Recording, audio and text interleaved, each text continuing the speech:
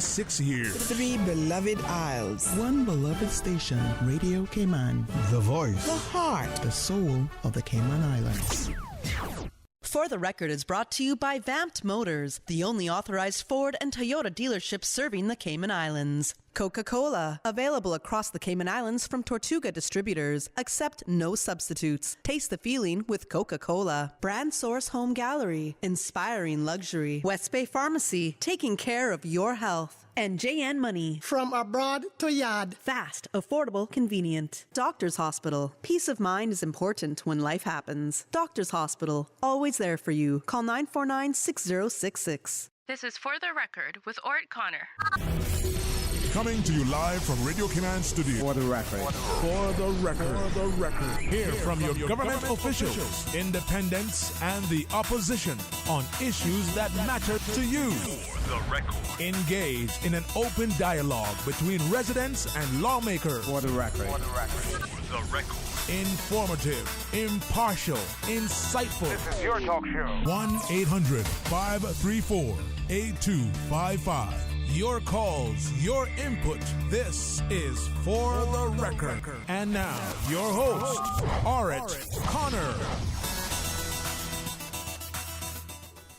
Good morning, good morning, good morning, O land of soft, fresh breezes and verdant trees so fair. Today is Monday, the 11th day of July 2022, right here in the Cayman Islands. Not the 10th, the 11th, 2022. We hope and we trust that everyone had a restful, peaceful, enjoyable weekend.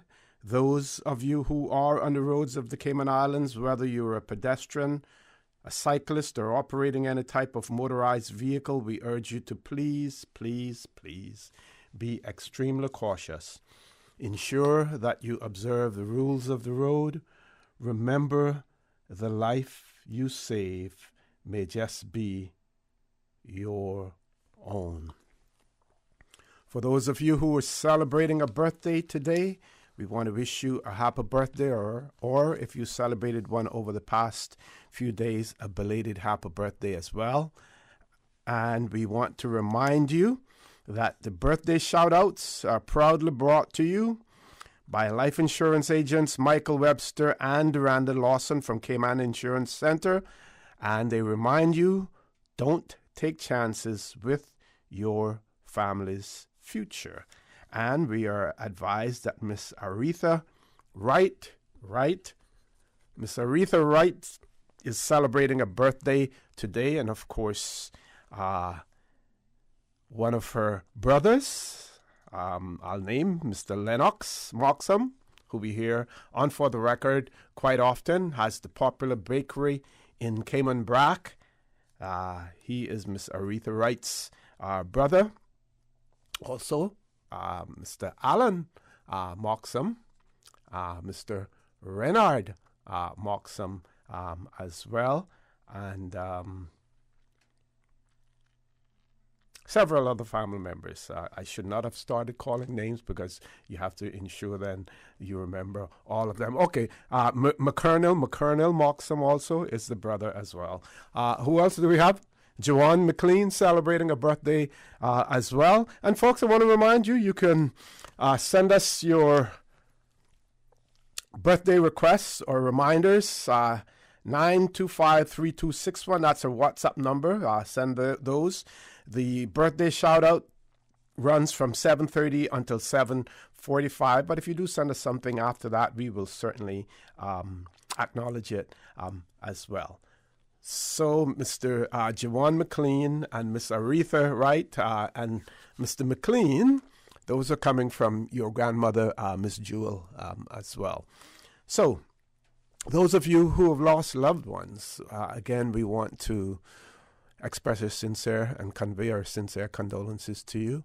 We hope and we trust that your faith will help to carry you through these extremely challenging times, and that the memories of your loved ones will be a blessing to you as well. Those of you who are ill and are either at home or overseas at a medical facility, we wish you a speedy recovery as well. So, folks, I want to thank you for allowing Radio Cayman, and by extension, For the Record, into your homes, into your vehicles, as we traverse the busy roads of the Cayman Islands, into your places of work, wherever that may be. As you know, For the Record is a show produced by the staff and management of Radio Cayman, and it is geared towards keeping you abreast of issues as they arise and play out on the local, regional, and international scene. I am your host, Art Connor, and you're welcome to join me every Monday, Wednesday, and Friday from 7:30 a.m. until 10 a.m. During that period, our phone lines are open. Beautiful radio voice of half Braca, half Grand Caymanian, Miss Susan Watson, waiting to take your calls. You can call us on our toll-free number provided courtesy of Flow. That toll-free number, 1-800-534-8255. You can also call us on 949-8037 and 949-6990. Email us at fortherecord, one word, fortherecord at candw.ky. WhatsApp us 925-3261, where you can send us a text message or leave us a voice note, the contents of which will be played during the course of the show. And of course, you can follow us on YouTube simply by subscribing to Radio Cayman live stream. So many things have happened over the weekend or the past several days as well, not only here in the Cayman Islands, but internationally as well. So lots to talk about, and I'll let you know from now that we will have the phone lines are already open if you wish to call in and start the conversation with us. If not, you know, we here on For the Record that there's no shortage of information that we have and that we can share with you as well. But we certainly would welcome your calls also. Several things I wanted to share with you. We do have one that we will share with you about the passing of former governor of the Cayman Islands, Mr. Michael Gore, and the Premier, the Honorable G. Wayne Panton, on the 8th of July, issued a statement, and it reads, "It saddens me and the people of the Cayman Islands to learn of the passing of former governor of the Cayman Islands, Michael Edward John Gore, CVO, CBE, who served their country from 1992 to 1995. In his 1993 and first throne speech, he said, and the quote is, "Cayman is one of the most fortunate countries in the world with a standard of living and perhaps even more important, a quality of life second to none. I should like to take this opportunity to pay tribute to the churches of all denominations who look after our spiritual well-being and serve the community in so many ways. To the volunteer organizations who look after those less able to look after themselves or concern themselves in areas which are outside the scope of government, and to all residents who contribute to make the Cayman Islands such a wonderful place in which to live." Close of quote. The Premier goes on to say, Mr. Gore was also sitting as governor when Her Majesty the Queen visited the Cayman Islands in 1994, when she knighted former Financial Secretary Sir Vassal Johnson, Cayman's first knight, and opened the Ed Bush Sports Complex in West Bay. The contributions of Governor Gore to our country are immense, and we remember him when we observe the Governor Michael Gore Bird Sanctuary, which contains the freshwater marshes of the Spots Newlands area, which is a roosting and breeding habitat for several freshwater bird species. As a matter of respect, the Union flag and the Cayman Islands flag are being flown at half-mast today and will fly at half-mast again on the day of the funeral or the day before if it falls on a weekend.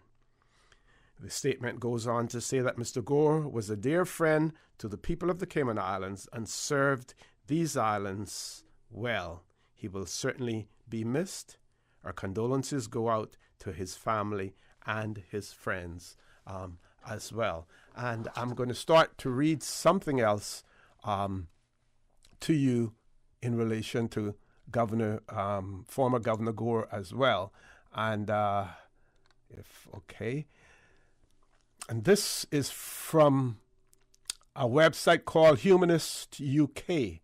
Michael Gore, CVO, CBE, was made a patron of Humanist UK for his contribution to advancing human rights, equality, and justice. Michael Gore was brought up in a strict Roman Catholic family and attended the Xavier College in Brighton. There, he was threatened with expulsion for promoting Darwinism, having read The Theory of Evolution during the school holidays. He only avoided being expelled by promising not to speak to any of the boys on the subject again. He began his working life as a trainee reporter in the Portsmouth Evening News.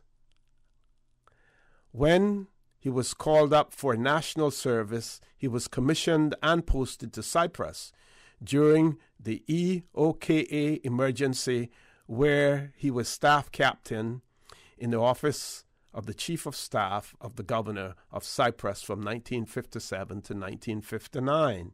He subsequently joined Her Majesty's diplomatic service and served in Malaysia, Korea, Uruguay during the Tupamaru uprising and in 4 countries in Africa. As ambassador, he experienced the horrific civil war in Liberia and then moved to the Caribbean, first as High Commissioner to the Bahamas and finally Governor of the Cayman Islands. In his postings, he encountered religious bigotry and intolerance, and I'm going to pause there for a second, and I believe that the statement that was attributed to him and his throne speech in the Cayman Islands about religion, that probably was influenced by his experiences. And I'm going to read that again. In his postings, he encountered religious bigotry and ignorance. One of his staff, a Protestant from Northern Ireland, believing him to be a Catholic, told him that he was the first Catholic he had ever spoken to. And when he retired, he decided to make it quite clear that he was an atheist. This he has done. An amateur naturalist from school days, he's the author of, or co-author of the definitive books in the birds of Korea, Uruguay, and the Gambia, and has written numerous articles on conservation, illustrated with his own photographs of wildlife. He was appointed CBE in 1992 and CVO in 1994. On humanism, he's quoted as saying, "Humanism lifts us out of the confines of religious bigotry to which so many of us were brought up and allows us to explore a world which is free from the narrow dogma of belief in the Almighty in whatever form he takes. I was not born a Catholic, nor my friends, Jews, Anglicans, or Muslims. We were all born human beings and indoctrinated into the religion of our parents. The evil which has resulted from this indoctrination is what we witness today in the form of religious extremism." So I have added that to the announcement and the statement that the Honorable Premier made in relation to Michael Gore, But I must say, and I had quite a few dealings with former governor, the late Michael Gore, when he was governor of the Cayman Islands. And in all of his dealings, you would never, ever be able to detect what his religious or non-religious leanings were as well. So we must credit the man for that as well. So those of you, anyone out there who's listening, and if you've had any experience or you want to say something about the late Michael Gore, former governor of the Cayman Islands, we welcome any comments in that regard as well. Meanwhile, we're going to take a commercial break, folks. Please stay tuned. For the record, we'll be back shortly. The Cayman Islands boasts of a long, colorful, and rich history. In tribute to our roots, Radio Cayman, the voice of the Cayman Islands, is pleased to bring you the Historical Vignette Series. Brought to you by Rotary Central. For more than 110 years, Rotary members have used their passion, energy, and intelligence to take action on sustainable projects. The Cayman Islands, He hath founded it upon the seas. Since its early beginnings, the Cayman Islands tourism product has targeted middle to upper class segments. In 1949, Benson Greenall, a wealthy British visitor, began construction on the empty West Bay beach of the Galleon Beach Hotel with a dozen rooms. Greenall was instrumental in the passage of the Caymanian Hotels and Aid Law of 1950, which provided exemptions for import duties and taxes for anyone building a hotel with more than 10 rooms. Along with the Galleon, the new law kick-started the development fury with Marin's Seaview Lodge and Pageant Beach Hotel. By 1960, there were 9 hotels, clubs, and guest houses in the Cayman Islands. Since 1993, Rotary Central has worked diligently each year to provide quality bus shelters to our community. A traveling convenience to our school children, the elderly, young people going to work, guest workers, and visitors using the public bus. We, Rotary Central, help you, our advertisers, make it happen. Your marketing dollar travels a far way, positioning your message, your product, your services, your presence in over 83 bus shelters. Every dollar you spend, every advert you place helps to build another bus shelter, providing modest comfort for Cayman travelers. Reserve space now on the only billboard medium in the Cayman Islands. Email rotaryshelters@gmail.com. rotaryshelters@gmail.com. The Bus Shelters, a partner in community convenience. Another inspiration program by Rotary Central Cayman Islands. Radio Cayman's Historical Vignettes was brought to you by Rotary Central. For more than 110 years, Rotary members have used their passion, energy, and intelligence to take action on sustainable projects. At Doctors Hospital, we know life happens, and usually when you least expect it. So when unexpected medical issues arise, you need quality care close to home. Located in the heart of Georgetown, our accomplished team of physicians and medical staff treat minor urgent conditions such as migraines, chest and abdominal pain, shortness of breath, burns, broken bones, open wounds, and more. 24 hours, 7 days a week with no appointment necessary. Peace of mind is important when life happens. At Doctors Hospital, we're always here just for you. Need to speak to someone? Call 949-6066. What's that? No sugar, same amazing taste? Coca-Cola Zero Sugar is here to stay. Classic taste, pure satisfaction. Be sure to stop into any Tortuga location and get your own case of Coke Zero. Or grab an ice-cold one straight from the cooler. Brought to you by Tortuga Distributors Limited. Coca-Cola, taste the feeling, Cayman. We think it's time you crossed over to a new vehicle. And with the Toyota Corolla Cross now at Vampt Motors, you have plenty of reasons to make the switch. The crossover body and hybrid engine is a sleek design in a sturdy structure with a spacious interior that opens to extensive cargo space. Stuck in traffic? The high-performance self-charging hybrid system automatically switches between gas and electric vehicle mode, helping you lower both fuel costs and carbon emissions. The Corolla Cross has full LED lighting inside and out, an integrated display audio system with energy monitor, and a dual-zone climate control system to ensure comfort for all. Test drive the new Toyota Corolla Cross Hybrid today at Vamt Motors, Walkers Road. Make your house into a home. Welcome to Brand Source Home Gallery, your source for premium products and a premium experience. We'll design and install your dream kitchen with crafted cabinets, complemented with elegant appliances. We'll fill it with quality houseware and cookware. Custom-designed closet and storage solutions organize and beautify any area.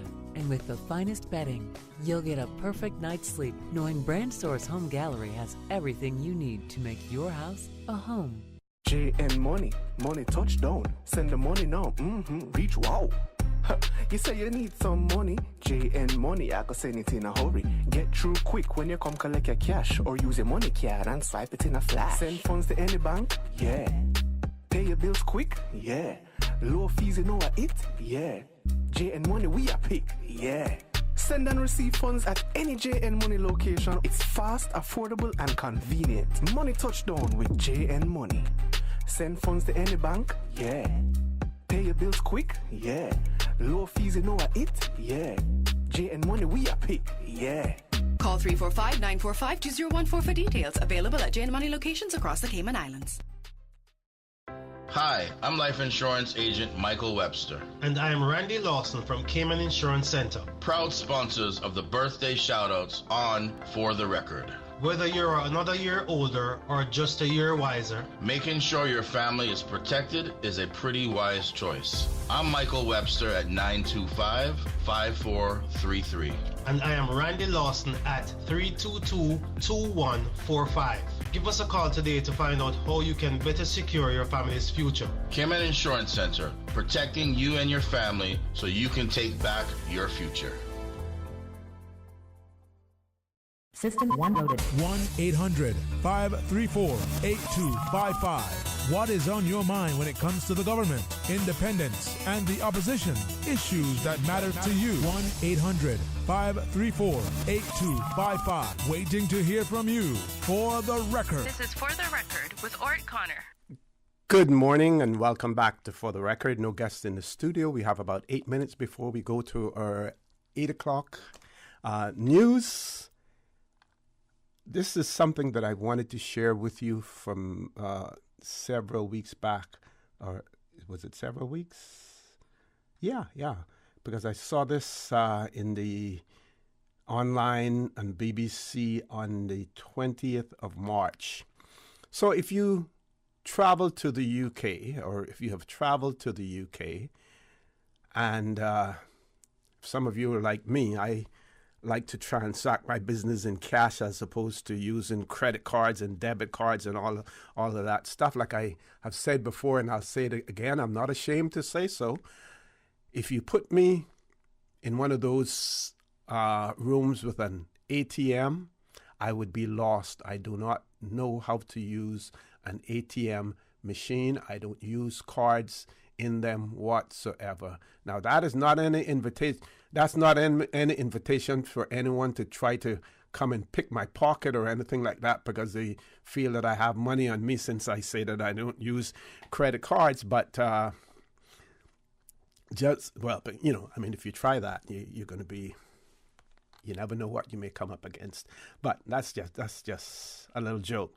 But for those of you who may travel to the UK, and if you have bank notes in the past, like my last visit to the UK was in 2018. I have not been back since then, and I still have some bank notes, £10, £5, and others. They are being redeemed by the UK, but there are still some 19 billion old bank notes out there, and you have until the so paper £10, £5 bank notes are already being replaced, and paper 20 and 50 notes will not be able to be used after the 30th of September of this year.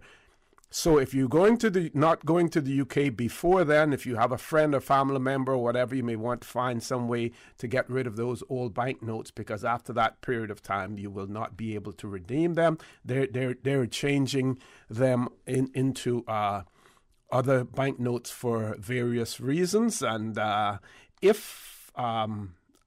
when time will allow, I will give you more information on this as well. Meanwhile, we do have a caller, so let's go to the phone lines. Caller, good morning. Welcome to For the Record. Good morning, Elsie, and good morning to your listeners. Good morning, my friend. How are you? I'm good, thank you. Well, I was not sure whether you would be on today, because I believe yesterday the government systems were down. Yes. I don't know the reason for it. I think a statement is expected from the government later on, but we know in these days now, with all this cyber activity that's going on, you never know what the world is happening. Well, exactly. And you must have heard about how virtually the whole system in Canada was down on Friday. Yes, I saw that. And yes, it was, and I have a very interesting experience arising out of that. I went to the shop, to the supermarket, and I was trying to pay my whatever on the till, and I put in my Canadian card, and it denied it. At that point, I forgot actually that because the internet was down, the payments were also erratic.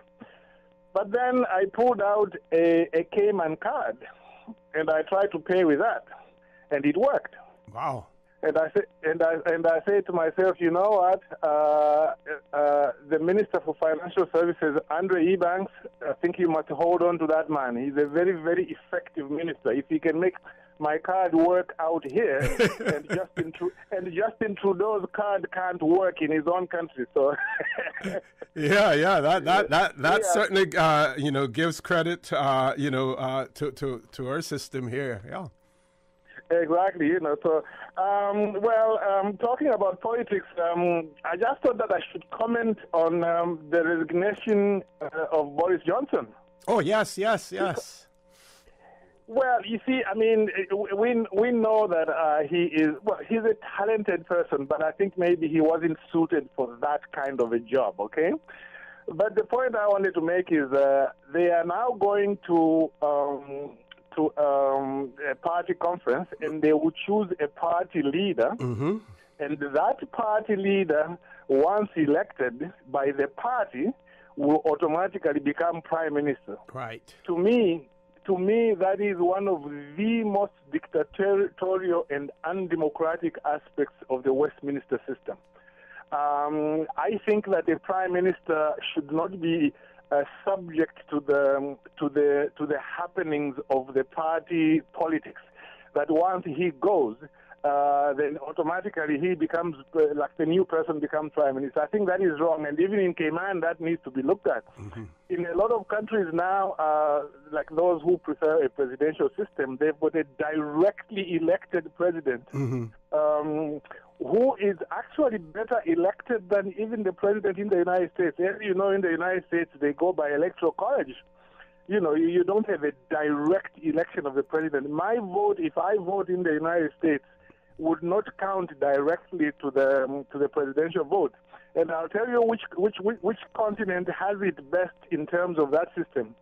In Africa, in most of the countries now, you directly elect the president. So that when you go for elections, you've got two ballots. You've got your ballot for your MP, and then you've got your ballot also for your president. So that the one who gets 5 million or 6 million votes, wins, not by electoral college. In that particular respect, I would say that Cayman also needs to look at that. Yeah, I was reading an analysis, of that, and the point that was made in that article that I was reading was that in the UK, you vote for the party as opposed to the individual when it comes to the leadership. You're voting for the party. Hence, the reason why it is the prime minister is not selected, like you said, by popular party. So the party chooses, and I see here in the BBC this morning where Boris Johnson has said that he will not endorse any candidate for the Tory leadership as well. Yes, and you see what I find with that system, and I mean the analysis is correct in that that's what actually happens. Mm-hmm. But effectively, that means you, as the voter, have got little control over a particular individuals who will hold particular offices. Yes, yeah. You are leaving it all to the party. In fact, there was a little something on U.S. Prime Minister years back by an actor there, Professor Marriott, who suggested that rather than have a system like that, you should have a system where all MPs can meet personally in a hall. Or there are people who are supposed to elect for them so that they really get to know them. And the Prime Minister says, no, we can't have a system like that. Billy, I have to interrupt you because we've reached the 8 o'clock news, but no guests in the studio, so please feel free to call us back so that we can continue this conversation. Folks, please stay tuned. For the record, we'll be back immediately after the 8 o'clock news. Thank you, Mr. Connor. And studio time now by Foster's is 8 o'clock. So it's your turn to cook tonight. What are we having? Well, we have chicken thighs, pork chops, sirloin steak, ground chicken, or beef stir-fry. Wow, so many options. Yeah, I got them from the Foster's Pick 5 selection. You can choose any 5 specially marked packs for $19.99. The meat is always fresh and never previously frozen. It's the perfect way to stock up for the week. So all of this only costs $19.99? It sure did. Pick 5 is available in the meat department at all Foster's supermarket locations. Foster's, better value because we care. The voice of the Cayman Islands. 89.9 FM in Grand Cayman and 93.9 FM in Cayman Brac and Little Cayman. Silver wings shining in the sun. The 8 a.m. news is brought to you by ValueMed Pharmacy. Save time and order your prescription refills online at value-medpharmacy.com. VALU-medpharmacy.com. For today's biggest news. Radio Cayman, the voice of the Cayman Islands.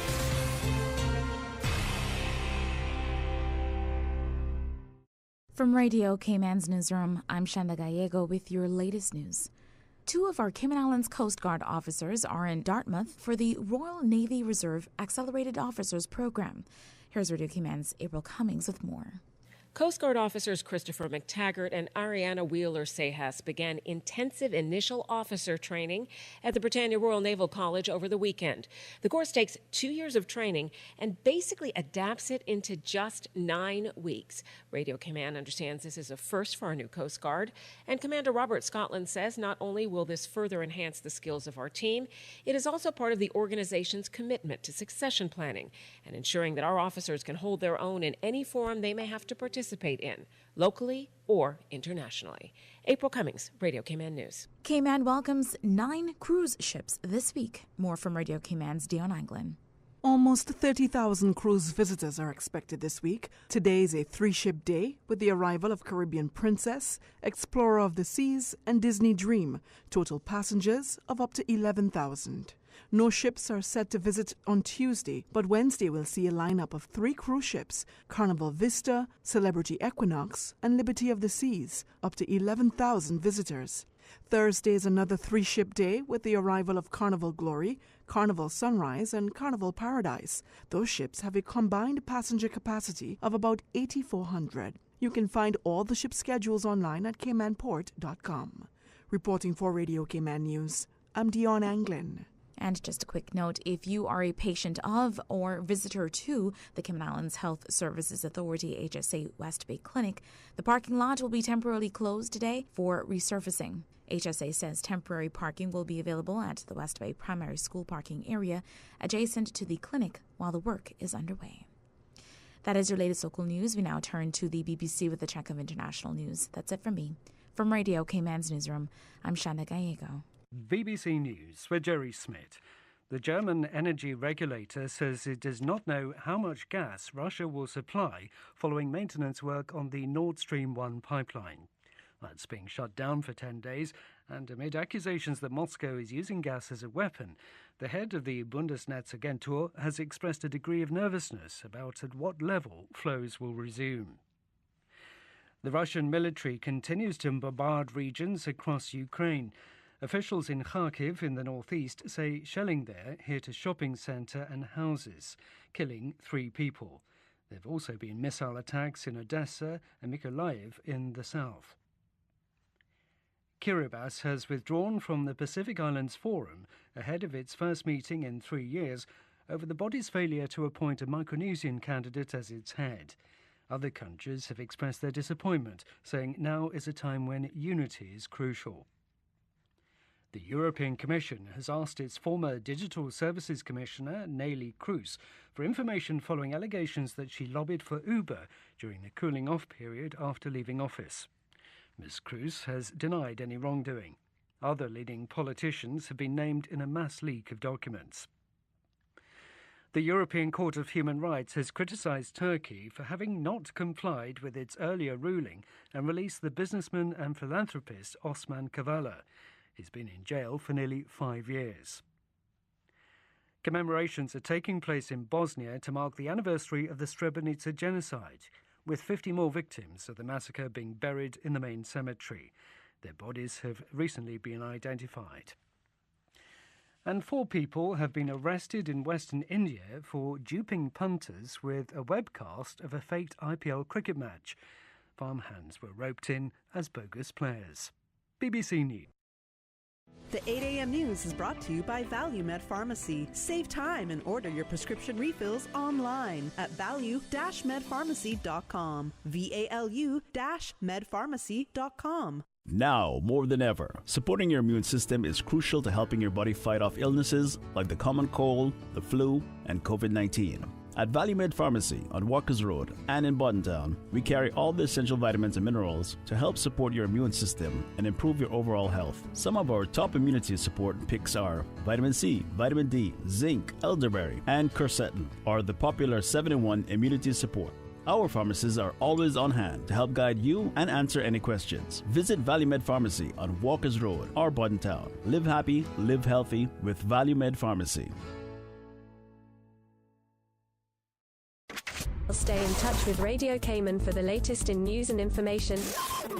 Follow Radio Cayman on social media, Facebook, Instagram, Twitter. Download the Radio Cayman app or log on to our website, www.radiocayman.gov.ky. Radio Cayman, your voice, your choice, your radio.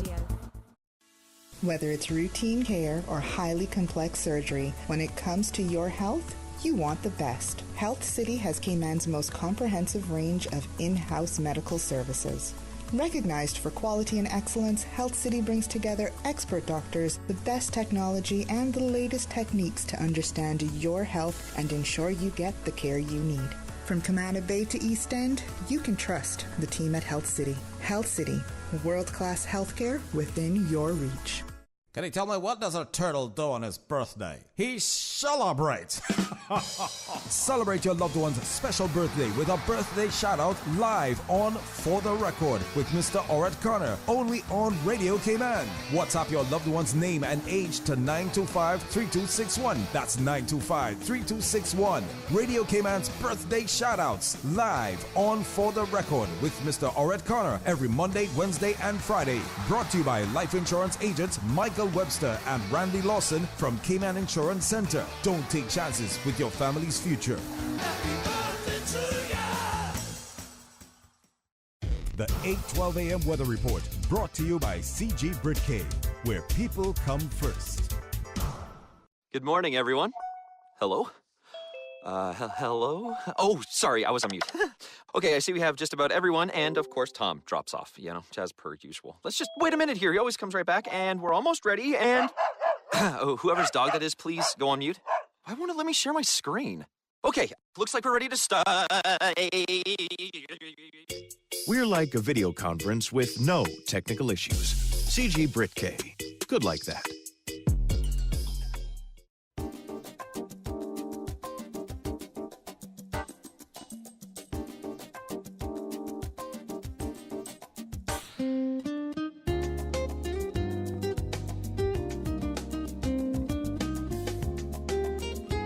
pleasant good morning. Let's take a look at the latest weather report.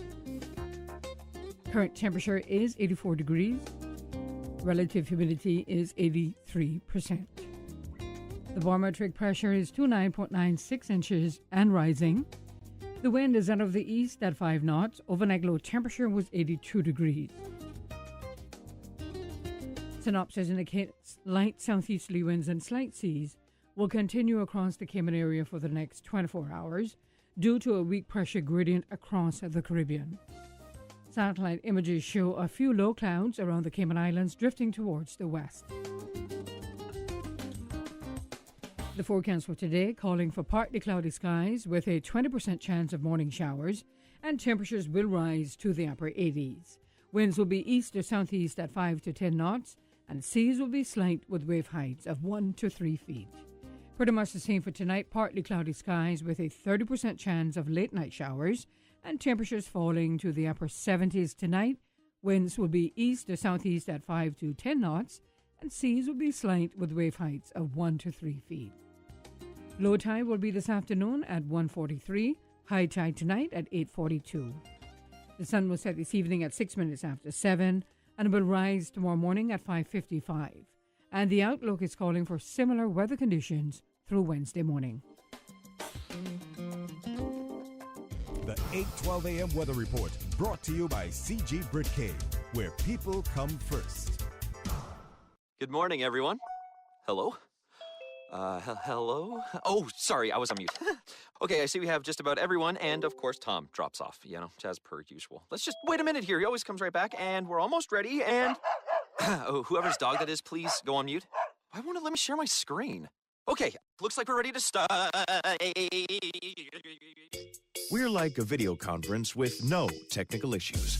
CG Britcay. Good like that. During these unprecedented times, Radio Cayman, the voice of the Cayman Islands, is pleased to bring you the Cayman Strong Series. The Cayman Strong Series is brought to you by OnCourse Cayman. Visit oncourse.ky to view a full list of wellness services and their qualified team. OnCourse Cayman, health, wellness, and happiness.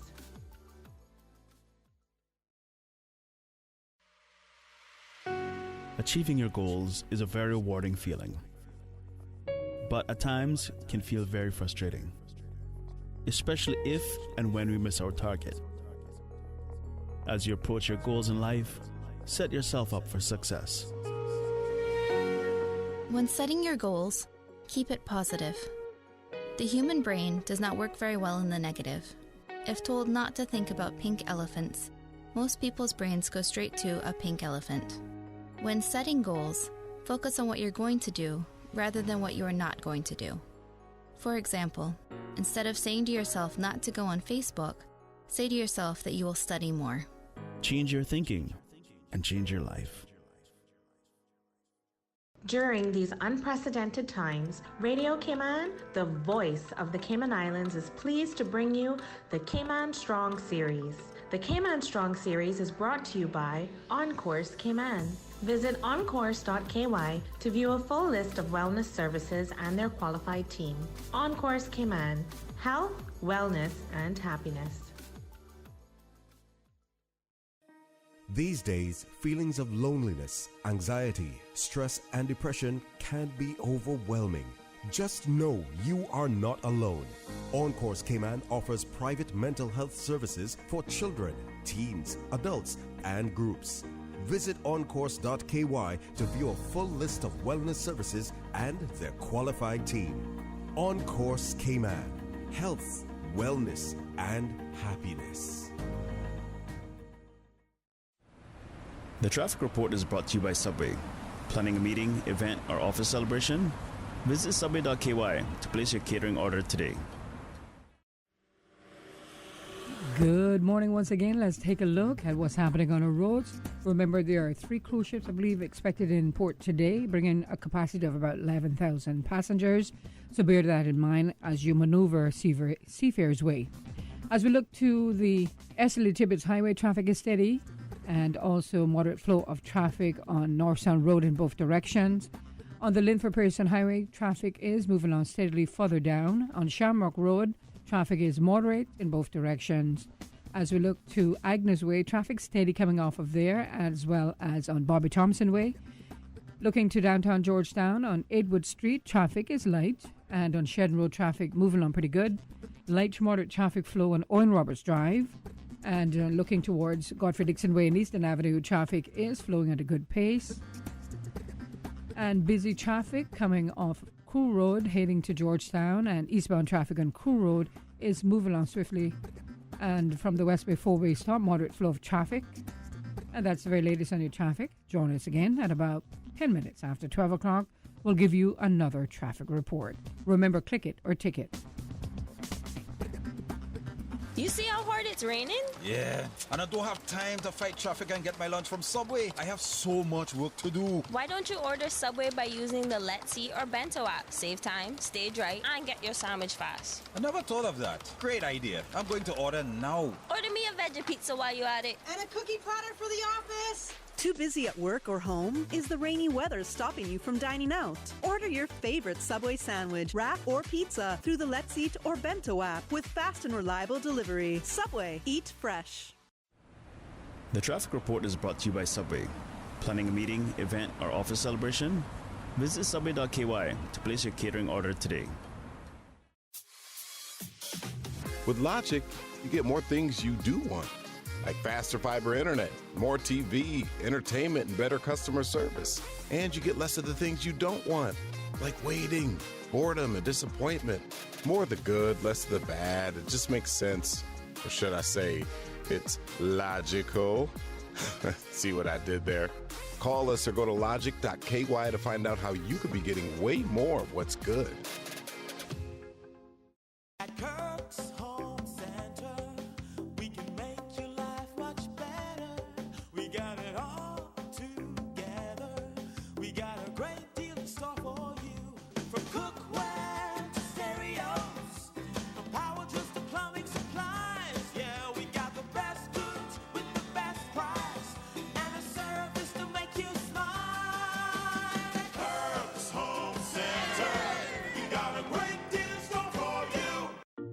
Commission for Standards in Public Life reminds all persons subject to the Standards in Public Life Act that declarations are due by 30th of July. If you're struggling to complete your annual declarations of interest, the Commission for Standards in Public Life has a new tutorial video available to provide further guidance. Visit Standards in Public Life Commission.ky/register of interest to view the tutorial video today. For the record, with Ort Connor. Initiating system. For information that matters. For the record, with Orit Connor. Continues right now on Radio Cayman. Good morning and welcome back to For the Record. No guests in the studio, so the phone lines are open for you. And I have been asked to send congratulations to 20-year-old Elijah Sampson, who graduated with a first-class honors law degree from Exeter University today, 11th of July. That graduation took place UK time 9 a.m. and Cayman time at 3 in the morning. I'm advised that his family watched via YouTube, and also I will remind you that Mr. Elijah Sampson is the grandson of Miss Reba Dilbert. So, again, congratulations to Elijah Sampson on graduating from Exeter University with a first-class honors law degree. I hope and I trust that at the end of your studies that you will return to the Cayman Islands, Elijah, at some point in time and make your contribution towards the Cayman Islands. And I will say this to you. While you may have to work hard in the legal profession, it has been quite rewarding in the Cayman Islands, not only for our generational Caymanians, but for those who came in the early years in the 60s, in the late 50s, 60s, and 70s, and even the Johnny-come latelys. It has been quite rewarding for many of them. So you come back home and get your share of the pie as well, young man.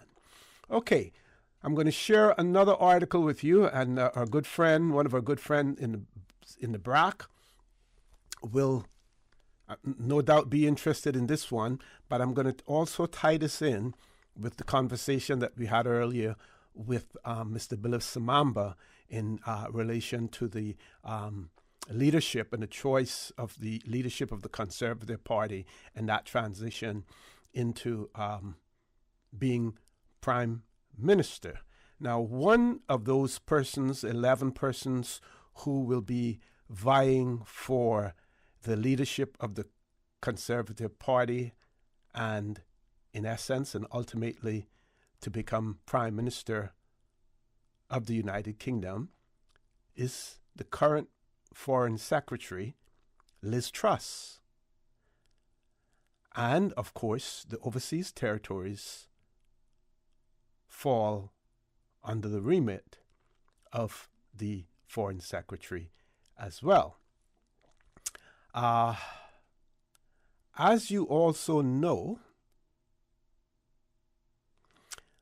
Bermuda, as well as BVI, have been trying to legalize marijuana in those jurisdictions. So we do have a caller, and I'll come to that caller very quickly.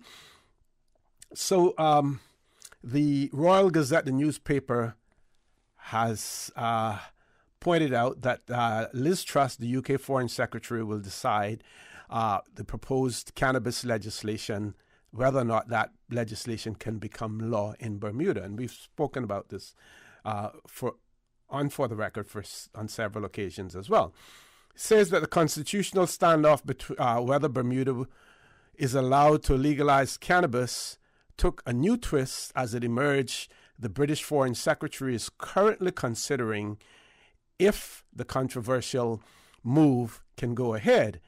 It remains unclear when Liz Truss, who is widely expected to contest, this is a little history here because she has now indicated that she will contest the Tory leadership battle in a bid to succeed Boris Johnson as UK Prime Minister, will make a decision on this matter. Ms. Truss is popular with hardline conservatives and has recently tried to brand herself as an heir to Margaret Thatcher. Bermuda has been teetering on the brink of a potential constitutional crisis since Rina Lalji, the governor, withheld royal assent from the cannabis licensing bill, which seeks to legalize consumption and production of the drug in May. A government house spokesman told the Royal Gazette the Foreign Secretary is considering whether assent can be given, and the governor awaits a decision. When the governor withheld assent just short of refusing it, she urged talks between Hamilton, that is the capital of Bermuda, and London to try and find a compromise on the emotive issue. This Foreign Office dispatched a top civil servant to the island in late May, Paul Candler, Director of Overseas Territories, for discussions. Government House said that Ms. Lalji invited Mr. Candler to visit Bermuda before the cannabis controversy blew up. David Burt, the Premier, has been noticeably muted on the situation despite the Cannabis Licensing Act being one of the government's flagship bills. And the article goes on. Now, when I return from this caller, here's the situation. You have Liz Truss, who's going to be contesting the leadership for the Conservative Party and to become Prime Minister. British Overseas Territories citizens, those who have chosen, are also British citizens. my rhetorical question to you is, do you get the opportunity to question Liz Truss and to say, what is your position when it comes to legalizing cannabis in the overseas territories? Do you get that? Or let's start with another question. Should you have the opportunity to do so? And if you should, how do you go about doing that as well? Food for thought. If you have any views on it, please give us a call here on For the Record. Meanwhile, we will take the caller who's on hold. Caller, good morning. Welcome to For the Record. Good morning, sir. Good morning, my dear. How are you? I am well. Am I doing okay? Am I doing okay with you? Huh? Am I doing okay with you? Yeah. I know you're alone in the studio. That's all I want to say good morning to all Caymanians, especially lonely in the studio, and Caymanians living and working overseas. I don't understand it, but anyhow, we're running with that. Especially I want to say good morning to Mr. Simamba. Mm-hmm. And if he would please help me out. I know he was here talking about our dear Mr. Johnson, but I'm not really excited about that so much as I am, that's a little debacle, but, you could see that coming a mile away, actually. Anyhow, I am really excited, though, about the Go Home movement over there in Sri Lanka. I don't know if he wants to expound on that for me. The mechanisms, the legal mechanisms seem, I don't see any legal ones, but people power. I wonder if he could speak to me about that. And what is it called? What Go Home movement? I call it the Go Home movement. Mm-hmm. Sri Lanka, Yes. They're up in the people bedroom and in the presidential swimming pool and all that. Mm-hmm, and I've been telling them it could be done here too, but I don't want to hear. Anyhow. Well, I wish Mr. Simamba would speak to me about that. And I want to, why I want him to tell me is because I want to hear about the legal mechanisms involved, if there are any, and it seems to be that there are some, or just outside of people power saying we no longer want you.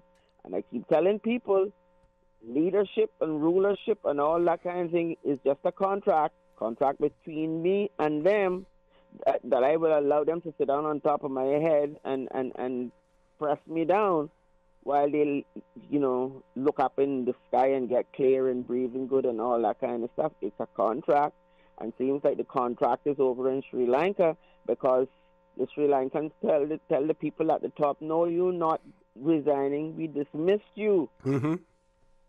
We dismissed you. You're not resigning away from anything. You are dismissed. You need to go home.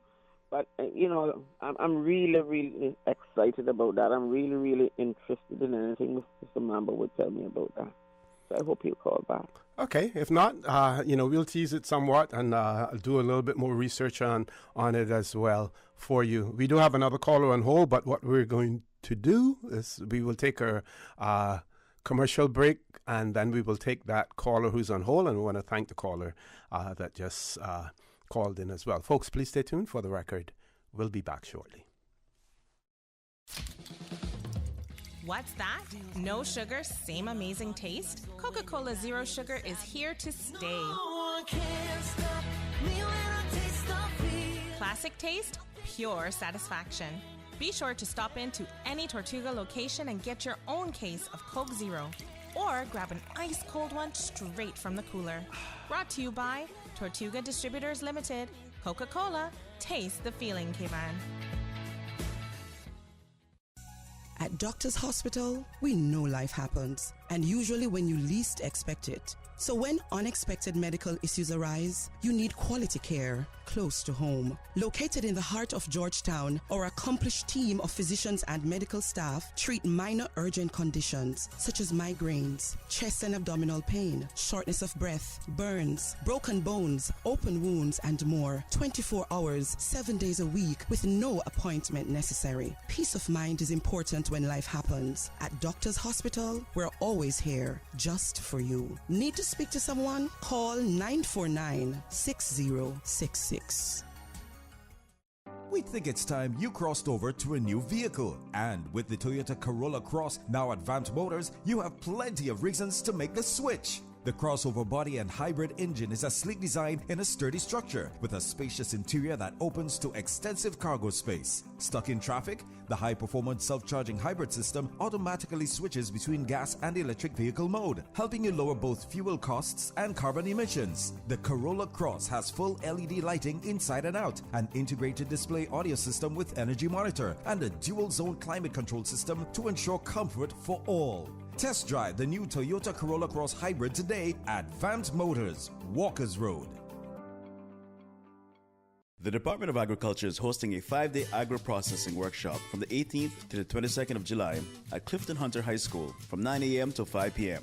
The workshop is ideal for farmers seeking to add value to their crops or individuals interested in starting or improving an agro-processing business. Upgrade your skills in good manufacturing practices, principles of agro-processing, and the manufacturing of purees, juices, jams, sauce, and more. Interested agro-producers are invited to apply at doa.gov.ky website. Applications will be screened and only 20 people will be selected. The cost is $150 and participants must be 18 years or older. Terms and conditions apply. System 1 loaded.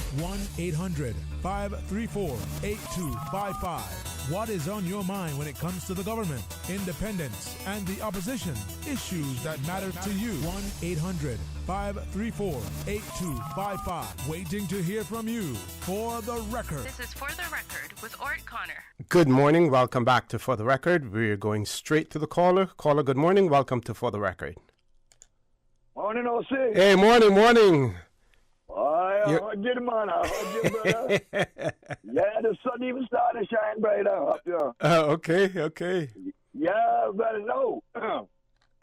No, I'm calling on our government now, Miss Julia. You got up on the campaign because it's live and direct that you were going to be supporting the marijuana. And you told me must put it in my pipe and smoke that. And I got a pipe. But you can't smoke. Bring the motion now. And I know if you can find somebody to back that motion, and every one of them there going to support it, because who don't support it, stand the little chance of winning a next election. You can take that from, I know they're not winning no election out here. You can take that from Elvis, just from the Kiwa, and O.C. Thank God that somebody in England is seeing, because we not making their play. But we not making no play like that. You know, we making play up quick. Get music in barroom on Sundays. Again, I got to music on Sundays. We want a ganja every day. Legally. Have a nice day, O.C. Have a nice day. All right, you take care. Again, while I understand what the caller is saying, my view on that is, as long as we remain an overseas territory, and as long as the constitutional arrangement that we have and the current constitution that we have remains in place, we will not be able to pass any legislation that does not cut the mustard as far as the UK is concerned. And what they have been leaning on has been the UK's international obligations, agreements, and treaties that they have in place as far as drugs are concerned. Now, there are some persons who challenge that position that the UK has taken in relation to that. But until some competent authority, some competent court can decide and rule otherwise, that is the position that we have to accept at this point in time. And no matter how much or what any legislator in the Cayman Islands may say to you about their ability to pass legislation here, it must pass the litmus test as far as the UK is concerned, and it cannot abridge the UK's international obligations as well. That comes about, that is what we get as a result of being a British overseas territory. Let's grab another caller. Caller, good morning. Welcome to For the Record. Good morning, Mr. Connor. How are you? Good morning. I'm fine. How are you doing? Oh, not too bad. Thankful. No disrespect to Mr. Elvis over there in the Bronx. I just want to ask a question, and I hope that he can call back and answer it for me. Mm-hmm. I just want to ask him if he was elected for the House in election time, if he had got in, and he is so big on this marijuana, how would he handle this marijuana as a member of the MP group and out there bringing up rules and regulations for the island? How would he conduct himself advertising this marijuana and using it and so forth? I just want you to call back and answer that question for him, because it's very important to the fact that he's pushing so hard for it. He runs the election. He didn't get in. I'm quite sure he'll run again, which is nothing wrong with that. I'm not have anything against him. But the fact of the matter is, how would he would have conduct himself if he had became MP for the House with this marijuana? How far would he go and drive it to be passed in his island? How would he use it when he is on his free time, or would he have to use it when he go into the MLA every morning, and would he have to go to when they have a lunch breaks to get a puff of it to continue doing his job in the MP? And Mr.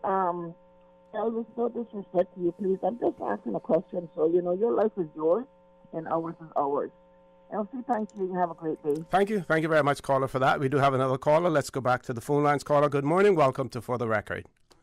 Hello. Hey, good morning back again. Sorry. Yeah. See, I called back to answer my friend there. Mom, what I would do if I was elected, the first thing I would do was bring a motion for decriminalization. Then we going to start on from there for medical, and then on to that for recreational. You understand? That's what I would be doing. Now, in the morning that when I have to go to the LA, this is what I would do. I would get up, would use the bathroom, take my shower, put on my clothes, and smoke a nice high grade. Take a couple of hits of a high grade, go in the LA, and defend my people to the fullest. Defend Cayman to the fullest with a clean heart. And when I take my lunch break, if I feel like licking a booster shot, I do it. If not, I just chill out till the evening. Then when I get out in the evening and I go hang out with my friends, and we burn another big one, and we talk about our country and about fishing and about the paradise that we are losing. That's how I would conduct myself. And I would be one of the best representatives that the Cayman has ever had, because I go in there with weed in my head and good intention in my heart. I hope that answers your question, ma'am. Okay, I have a question for you, Mr. Elvis, though. Go ahead. Would you be able, without smoking before you go in, lunchtime, and at the end, would you be able to effectively do your job without the need to smoke? Mm-hmm. Let me tell you something, my brother. I have had weed all the days of my life that I can get. Sometimes I wake up, by the daylight clearing, I smoke a joint. Mm-hmm. Some days I don't smoke a joint till the evening. I be doing my construction thing. That's it. Mm-hmm. So you're saying you can function without it if you have to? Definitely. Okay. I function without it. When I have a day, I say another day. I'm not ready for that yet. I don't want to get in that train of mine now. So I'm on a different page. Mm-hmm. You understand what I'm saying, sir? Mm-hmm. But it's not. Remember, there's no addiction to marijuana. Yeah, but look, if a person can't get a draw of marijuana, after a while, say another thing. Well, boy, I can't get a draw today. We see what tomorrow brings. Is that your opinion, or is that scientific? That is scientific. But tell me something. Data. Mm-hmm. How many people you know that you see them with a hangover and you can see how they look, they're trembling going on like that, right? And you see how the crack addict, the heroin addict. When again, your man not got nothing chilling out these things because you say no something. Boy, judge and bless me, I got a little draw for me along the line. Got you. You know? Okay. You know, hey, see, in marijuana, don't. Listen, I'm a drummer. I'm a self-taught drummer, right? You understand? And I could play drums and sing. I recorded playing drums in Cayman Islands, at 18 years old, right? And I could coordinate left hand, right foot, and sing, right? While that was Regeneration Band. I'm told that was right. Regeneration Band you were in? Yes, sir. We recorded them sound there. Okay, great. No, I can guarantee you, OC, when you see me on that bandstand there, it was no liquor in Elvis Pikiba head, Because if no musician can drink and play, he drunk up, he can't play nothing. He believe playing, but he's not doing nothing. He's doing nothing. This is a different system. Anyhow, I would say it again. I would be one of the best representatives because I'm thinking on a different wavelength from them. I on a higher base. I think I can see around corners. Some of them can see around the corner, but they don't want to say what they see around the corners, You understand? And see, just for a joke, I told my daughter after yesterday, I went to the baby shower, and I wanted to name my granddaughter Indica. That's a strain of weed, high in CBD, right? You can read about it. And somebody asked me, Elvis, if you was elected, what you would do the first day going in? I look at them and laugh. I say, you really want to tell you? So tell me. I say I would go in the common room, go in the bathroom, light up a split, take about four hits, flush it down the toilet, the hard with a smile on my face, and say, Elvis, I don't know how you done it, but you done it. Do your job now. Hey, all right. Thank you very much for that. Miss Susan, do we have enough time for another caller, or do we want to take the break first? Well, if we take a caller, we're only going to be able to give them about 2 minutes before we go to the break. So why don't we take the break, and this way, since we have no guests in the studio, we can allow them to talk a little bit longer. Folks, please stay tuned for the record. We'll be back shortly. What's that? No sugar, same amazing taste? Coca-Cola Zero Sugar is here to stay. Classic taste, pure satisfaction. Be sure to stop into any Tortuga location and get your own case of Coke Zero.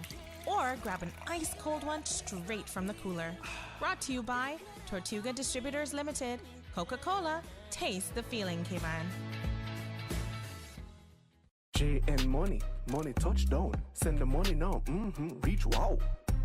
You say you need some money. JN Money, I can send it in a hurry. Get through quick when you come collect your cash, or use your money card and swipe it in a flash. Send funds to any bank, yeah. Pay your bills quick, yeah. Low fees, you know what it, yeah. JN Money, we a pick, yeah. Send and receive funds at any JN Money location. It's fast, affordable, and convenient. Money touchdown with JN Money. Send funds to any bank? Yeah. Pay your bills quick? Yeah. Low fees, you know what it? Yeah. JN Money, we are pick? Yeah. Call 345-945-2014 for details. Available at JN Money locations across the Cayman Islands.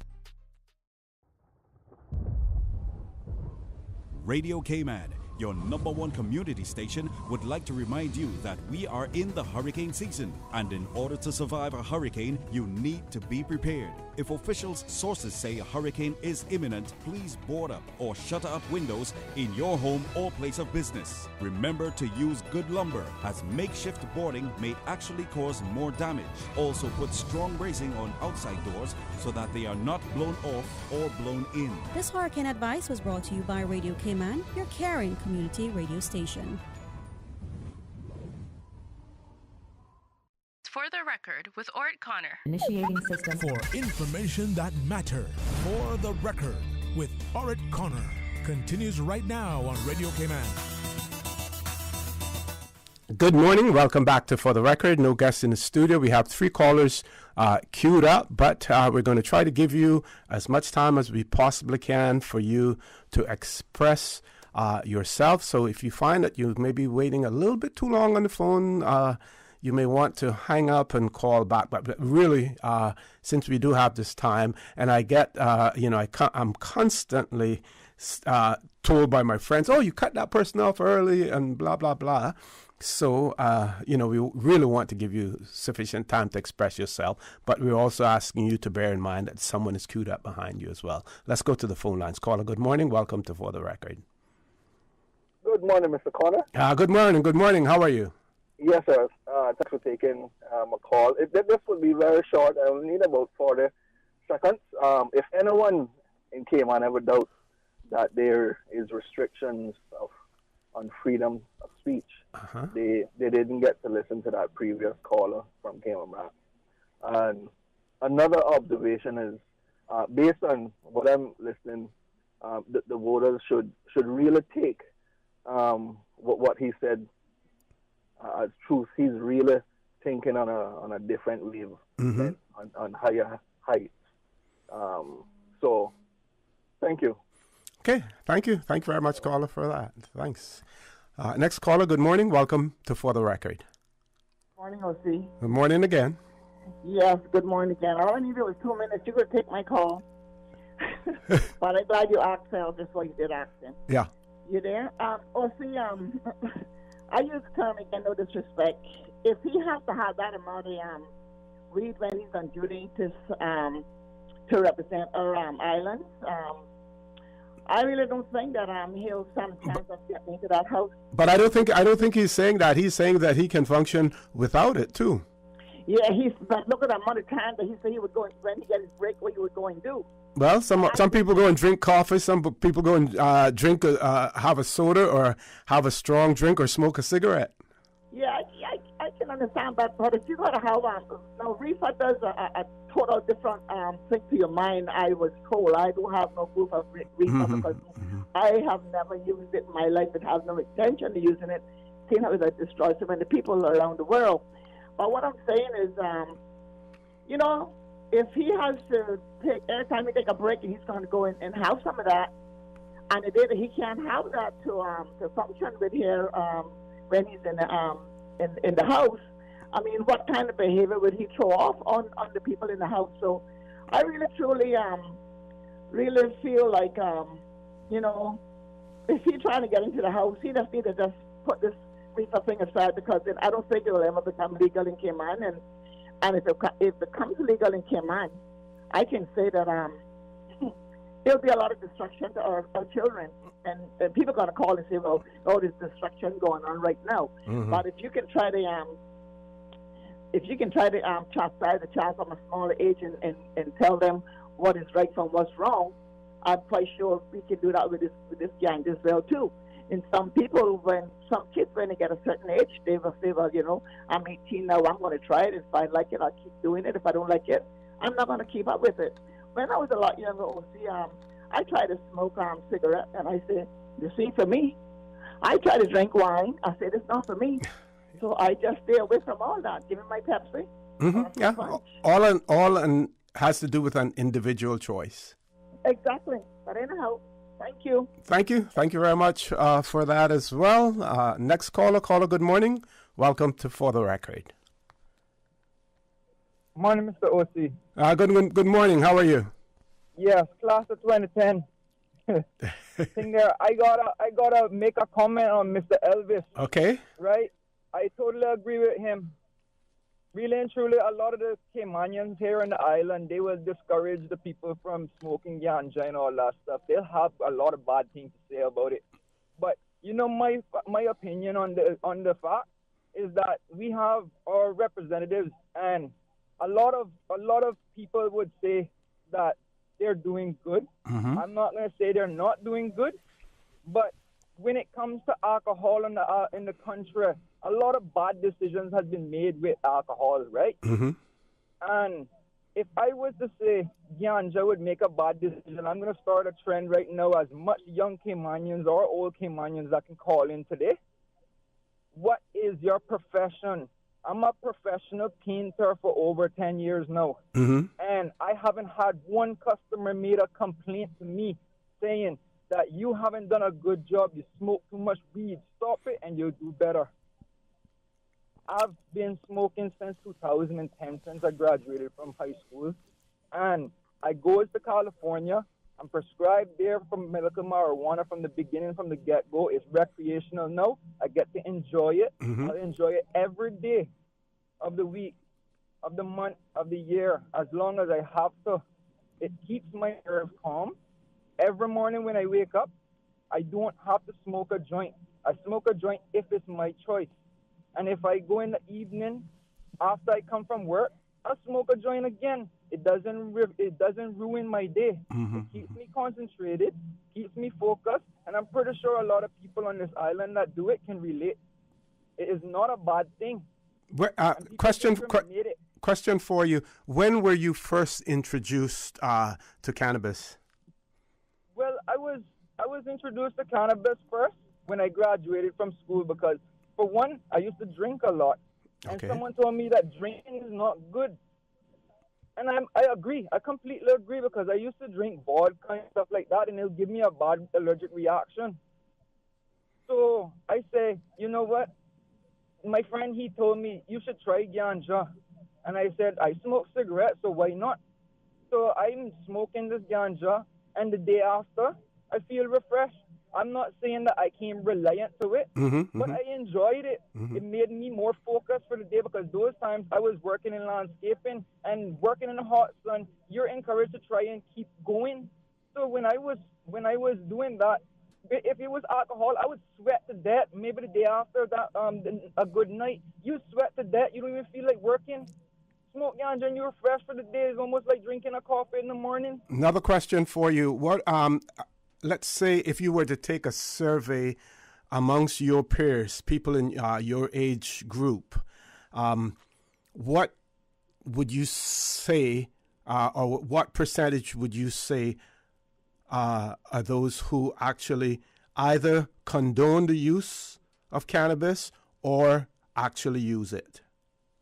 Well, the ones that actually use it, you can see those are the type of people that are actually cool with the things like your opinions. They have open mind. The ones that are not against that are really against it, you can see they really don't have an open mind. They'll stick to what you have to say that is bad about it and don't even have proof. That's the thing. They don't have proof that if you don't do it, you don't know. If you don't do it, you don't know. And nobody is forcing you to smoke ganja. It's your choice. Ganja is a medication. I do not consider it a drug. If it was a drug, really and truly, I would have probably been a criminal right now. But the intentions that I have in my mind, ganja blocks it. I'm telling you, I'm frustrated. I lost my mom. The hospital hasn't called me up to today, the 14th of January, she died. And up to today, the hospital hasn't even called me to say, hey, your mom has passed away. They told her husband, a Jamaican, and said that, you know, your wife has died. I didn't know that. Okay, sorry to hear that. My condolences go out to you as well, you know, in the passing of your mom. Okay, caller, I want to thank you. Thank you very much again for being so brave and expressing your views, as well. But it goes to show you, Miss Susan, that out there, there are a lot. There are two sides to the coin, and there are more persons who have a strong opinion in terms of in favor of some legal use of cannabis, but whether or not their voices are being heard, or whether or not they're actually, willing to voice their opinion is another matter, as well. We do have another caller we're going to try to accommodate before we go to our headline news at 9 o'clock. Caller, good morning. Welcome to For the Record. Good morning, Mr. Connor. Hope you're well. Good morning. I'm fine. I hope the same goes for you. Yes, sir. Thank you. I do want to say thanks, Elvis, for bringing that up and explaining to that other lady what he would do. And what we are not seeing is the other side, or there's so many sides to this coin, and here is another side to it. We have tourists coming into this country bringing in illegal drugs in tablet forms, stuff that is on our prohibited list. They're putting them into used medical medicine bottles that they are disguising, and they're entering this country with it and using them. And the other thing is, we don't look at the fact that there are so many people who consume a lot of alcohol that run this country. They keep it in their desk drawers. They're taking a nip all day long while they're making decisions that are supposed to help this country, and some of those decisions are not helping this country at all. That includes from Parliament, from the courts, and judges in the courts, and people in our executive government. We're not looking at it in that sense. Saying that Mr. Elvis, how he's going to deal with it if he was to get elected, and he explained himself. What about alcohol? Yes, it's not illegal, but I can assure you it's more detrimental to your thought process than marijuana is, because people get killed on the road from consuming alcohol every single minute. I forget what the death rate is worldwide. It's like every 13 seconds or something like that due to alcohol. We don't see none of those statistics for the consumption of marijuana. And why is it not being legalized in this country? What we should also do is promote it and allow Caymanians only, especially Caymanians who are not very not well educated or can't get good jobs, get together, get a farm going for them to go and farm it and sell it. That would make more sense. That way they're making money and getting them off NAU, and the government getting some of the money as well from it. I don't see what the problem is. We have, we're saying that the church people is saying it's bad. Really? It's in the Bible. Come on. A lot of stuff is in the Bible. I mean, what is that? What that one about the daughters that got their father drunk and had sex with him? Was that fine? That was, what was it? Lot daughters? Isn't that what they did? And is that going to be condoned as well? I'm just saying, there's a lot of things in the Bible that the church is saying that, we can't do this and can't do that. But there are a lot of things in the Bible they've not even addressed that has happened. And I'm sorry, but we need to get to the point now where we bring our country to the forefront, modernize it in our thought process. And, we got this man up in the United Kingdom now coming now saying that all territories are going to have same-sex marriages.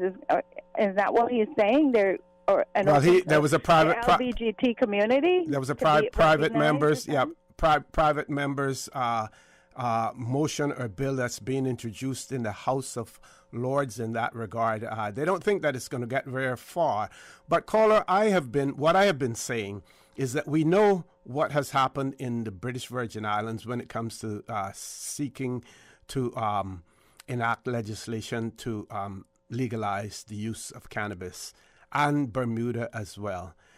Unless we're able to navigate around the legal hurdles that they have faced in terms of getting the UK to assent to their legislation, we should just wait and see what happens there before we make any move, if any move is to be made, because we're not hearing too many of the politicians. I mean, Elvis continues to speak about the candidate in the BRAC who, came out, apparently advocated, for meeting. it. Yeah. Yeah. But we haven't heard too many other politicians opining on it.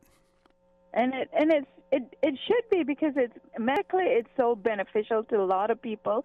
If there weren't a flow of weed going into Her Majesty's prison northward, we would have a riot every week, Mr. Connor. Honestly, that's what we're not looking at. It's keeping a lot of them in there very, very calm. And we need to think about that. And we saw recently in the newspapers about the prison officers who assist in that regard as well, in terms of getting it in. We should be honoring them. They're keeping the peace. That's what they're doing. Anyway, take care. Thank you very much. You take care as well. Bye-bye. Please stay safe, folks. Top of the hour, headline news. Please stay tuned. For the record, we'll be back immediately after headline news. You are listening to Radio Cayman, the voice of the Cayman Islands. Today's biggest news. Radio Cayman. Your voice, your choice. Local, regional, international. This is headlines from Radio Cayman's newsroom. Today's biggest news. Public Health reports 3 new cases of COVID in the Sister Islands and 839 estimated active cases in the Cayman Islands as a whole. 6 people are in the hospital. 1 is unvaccinated. The 7-day rolling average for July 8th is 59. In international news, for the first time, a pharmaceutical company has asked for permission to sell a birth control pill over the counter in the U.S. HRA Pharma's application on Monday sets up a high-stakes decision for health regulators amid legal and political battles over women's reproductive health. The company says the timing was unrelated to the Supreme Court's recent decision overturning Roe and Wade. Russian missile strikes early Monday on Ukraine's second-largest city killed at least 3 people and injured scores, including children, the local administrator said, describing the attacks in Kharkiv as absolute terrorism. Officials said the Russian forces only hit civilian targets in 3 missile strikes on the northeastern city. 1 missile destroyed a school, another hit a residential building, while the third landed near warehouse facilities. And Russian gas supplies to Germany via the Baltic Sea pipeline Nord Stream 1 have been halted for 10 days. The pipeline's Russian-backed operators say the move is because of annual maintenance work, but German ministers believe the shutdown is politically motivated to put pressure on Berlin. Last month, the German economy minister said Russian President Vladimir Putin was using gas as a weapon in response to EU sanctions. Those are your latest headlines. I'm Shanda Gallego. For the latest in news and information, follow Radio Cayman on social media, Facebook, Instagram, Twitter. Download the Radio Cayman app or log on to our website, radiocayman.gov.ky. For the record, with Ort Connor. Initiating system. For information that matters. For the record, with Ort Connor. Continues right now on Radio Cayman. Good morning and welcome back to For the Record. No guests in the studio, so we have kept the phone lines open for you to call in and to express your views, and they're coming in hot and heavy. As a matter of fact, I just also received a statement that has been put out by the Progressives, a press release statement by the Honorable Roy McTaggart, Leader of the Opposition, on an inappropriate video by Minister Bryan. And I will be sharing that with you in a few minutes. But meanwhile, one of our listeners has written in and said, good morning or good day. It is truly sad that people chose to sympathize and render opinions of how the use of marijuana affects persons. It is important to note that the effects of all stimulants vary greatly from individual to individual. Very good observation as well, and I want to thank the listener and the writer for that as well. So let's go to this press release, hot off the press, I should say. The statement reads, "My fellow Caymanians and residents, over the weekend, I received a copy of a shocking video that troubles me greatly. A video of Minister Kenneth Bryan publicly endorsing his wife's real estate business and urging his constituents in Tropical Gardens to support it. Let me be clear. This is a business from which Minister Bryan personally benefits. It is his wife's business. I try not to involve family in matters of politics, but the minister has regrettably and wrongly created the video himself, and it is my duty to address it. The statement goes on to say, in all my years, I have never seen a deliberate and flagrant breach of the principles of good governance by a government minister. First, Minister Bryan, a member of Parliament and the Cabinet, has sworn an oath to serve the people of the Cayman Islands and to put the country's interests before his own.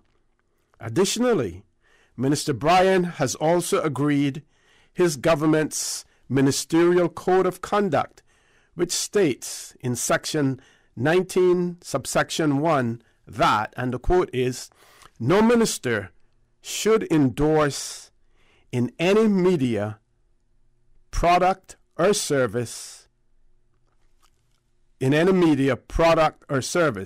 Ministers may, however, appear in a party political advertisement or in a non-political advertisement or public service announcement, for example, promoting hurricane preparedness, where no fee would be expected or accepted. Goes on to say, point out, section 19, subsection 4 of the code states, in speeches, it is appropriate for a minister to speak positively about the objectives and achievements of an organization or business. It is not appropriate for a minister to explicitly promote that organization or its products or services. The minister should therefore know that he should not use his position to benefit a family member or himself financially.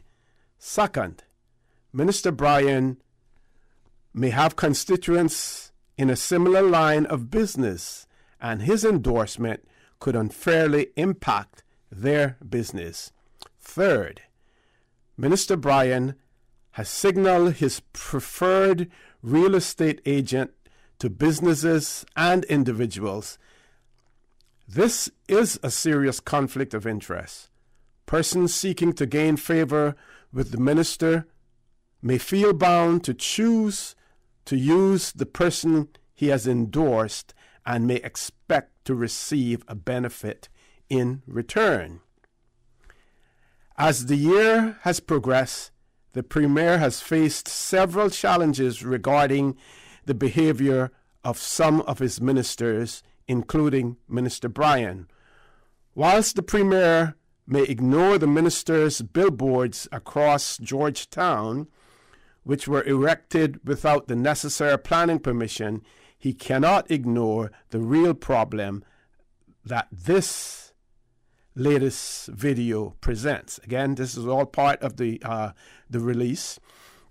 There is a growing perception that some ministers in the PACT government believe that the laws, rules, and regulations of the Cayman Islands do not apply to them, and so they increasingly behave with impunity. For this, the Premier must bear full responsibility. Goes on to say, there is a saying worth considering. Nearly all men can stand adversity, but if you want to test a man's character, give him power.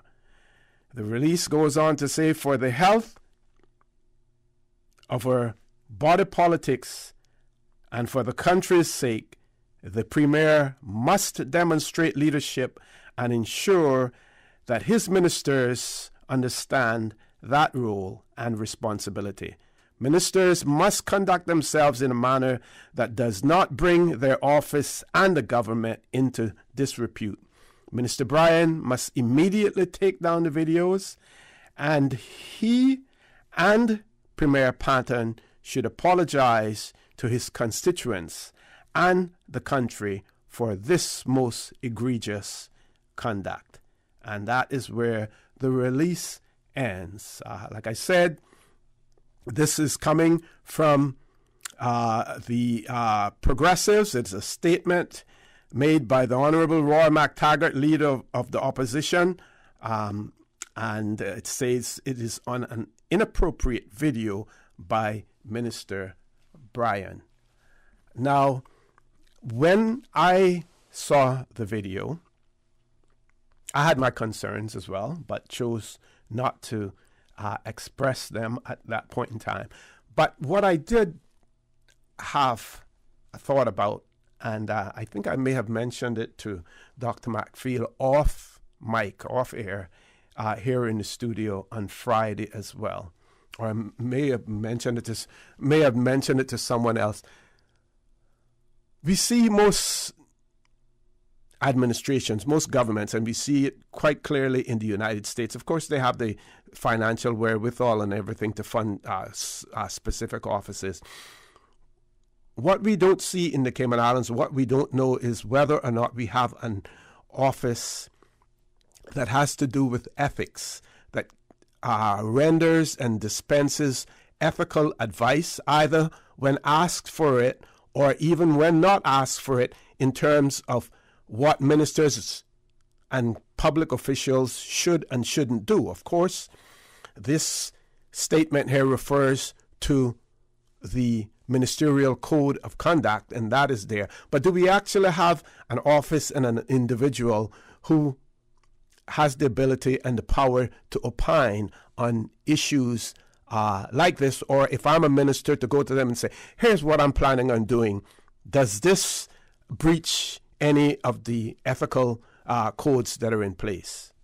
Those were my thoughts. And my rhetorical question is, do we have it? And my response is, if we don't have such an office, then maybe we need to look at it. Because, folks, governing the Cayman Islands has gotten more and more complicated over the years, because there are so many distractions, so many things to deal with, so many charlatans coming along, having offers and wanting to do this for the good of the country, to do this for the good of the people of the Cayman Islands. We do have a caller. Let's go to the caller. Caller, good morning. Welcome to For the Record. Well, good morning again, OC. Thanks for letting me call back. But even as I was holding on with the discussion that now has come up about Minister Bryan and so on, maybe out of both respect to you having raised it and also the leader of the opposition for raising it, maybe I should just say something a little bit about that. Sure. When I heard that you were in the line, I said the timing was perfect. Well, thanks for saying that. Now, you see, what you are saying is absolutely correct. There's need for an office where people can say, well, this is what I want to do, and, is this fine? I remember one time when I was dealing with some work in government, I learned that, for example, in Australia, when who is the Prime Minister who was there, they used to call him affectionately the Mad Monk, but I forget what his actual name is. And he when he had to ride a bicycle. Was it Malcolm Turnbull? I think it was Turnbull, yes. Turnbull. When he was in power, he used to love to ride a bike. And when he went to a charity event to ride a bicycle, he had to declare the brand of the bicycle, who gave it to him, where it was going to go after. I mean, any little tiny thing that you did like that, it had to be reported to this office. The office will tell you it's fine, but we need these details so that it becomes part of your history as to, anything that could possibly, influence your decision-making power. Now, I haven't seen this video, but in addition to what you are saying, OC, I think at the end of the day, I ask the question. I don't know for a fact, so I'll just ask the question. What kind of orientation do ministers receive when they come in? I'm quite sure they do receive some form of orientation. It is much more. It is much more intense than it used to be. As a matter of fact, yeah, it is quite a bit. Okay, it's much more. Well, which is good then, because it means it's already being done. It's a question of getting into the details of it, like what things are covered. Is there a need to cover more things, so that people can understand in advance what they can do and what they can't do. And then when they are in doubt, then they go to this office. What I find very often, OC, is that when people have not been given the initial general training, sometimes they don't even know that something that they will do could raise ethical issues, okay? And so that once you tell them, hey, look, anything you have to do in your family, whether it is business and ABC and so on, some things are fine, some things are not fine. You need to be careful to check. And I think there's need to see how much orientation is being given. I haven't seen the video, but on the face of it, you can't do that. And especially now that the Ministerial Code of Conduct has just been released, and then this is happening, you would have thought that maybe some of these things were covered in there. But maybe there will be an occasion to discuss more about that. Very quickly, I heard about the graduation of a young man named Elijah Thompson. That's correct. Yes. Well, I don't know the person, but of course comes from a lineage of a well-known name in Cayman. And I just want to congratulate him. Anytime I hear of a lawyer graduating anywhere, a young lawyer, especially that I'm in my 60s now, congratulations, and I wish you can come back to Cayman and really make a contribution. Before you go, Billy. So, what advice would you give to someone who has just graduated with an LLB? And I guess it depends on what their desires are. But would you say at that point in time, get additional experience or go on to a higher, a more advanced degree? What I advise my kids, none of my kids is in law, they're in other things. What I advise them usually was to go get an advanced degree straight away.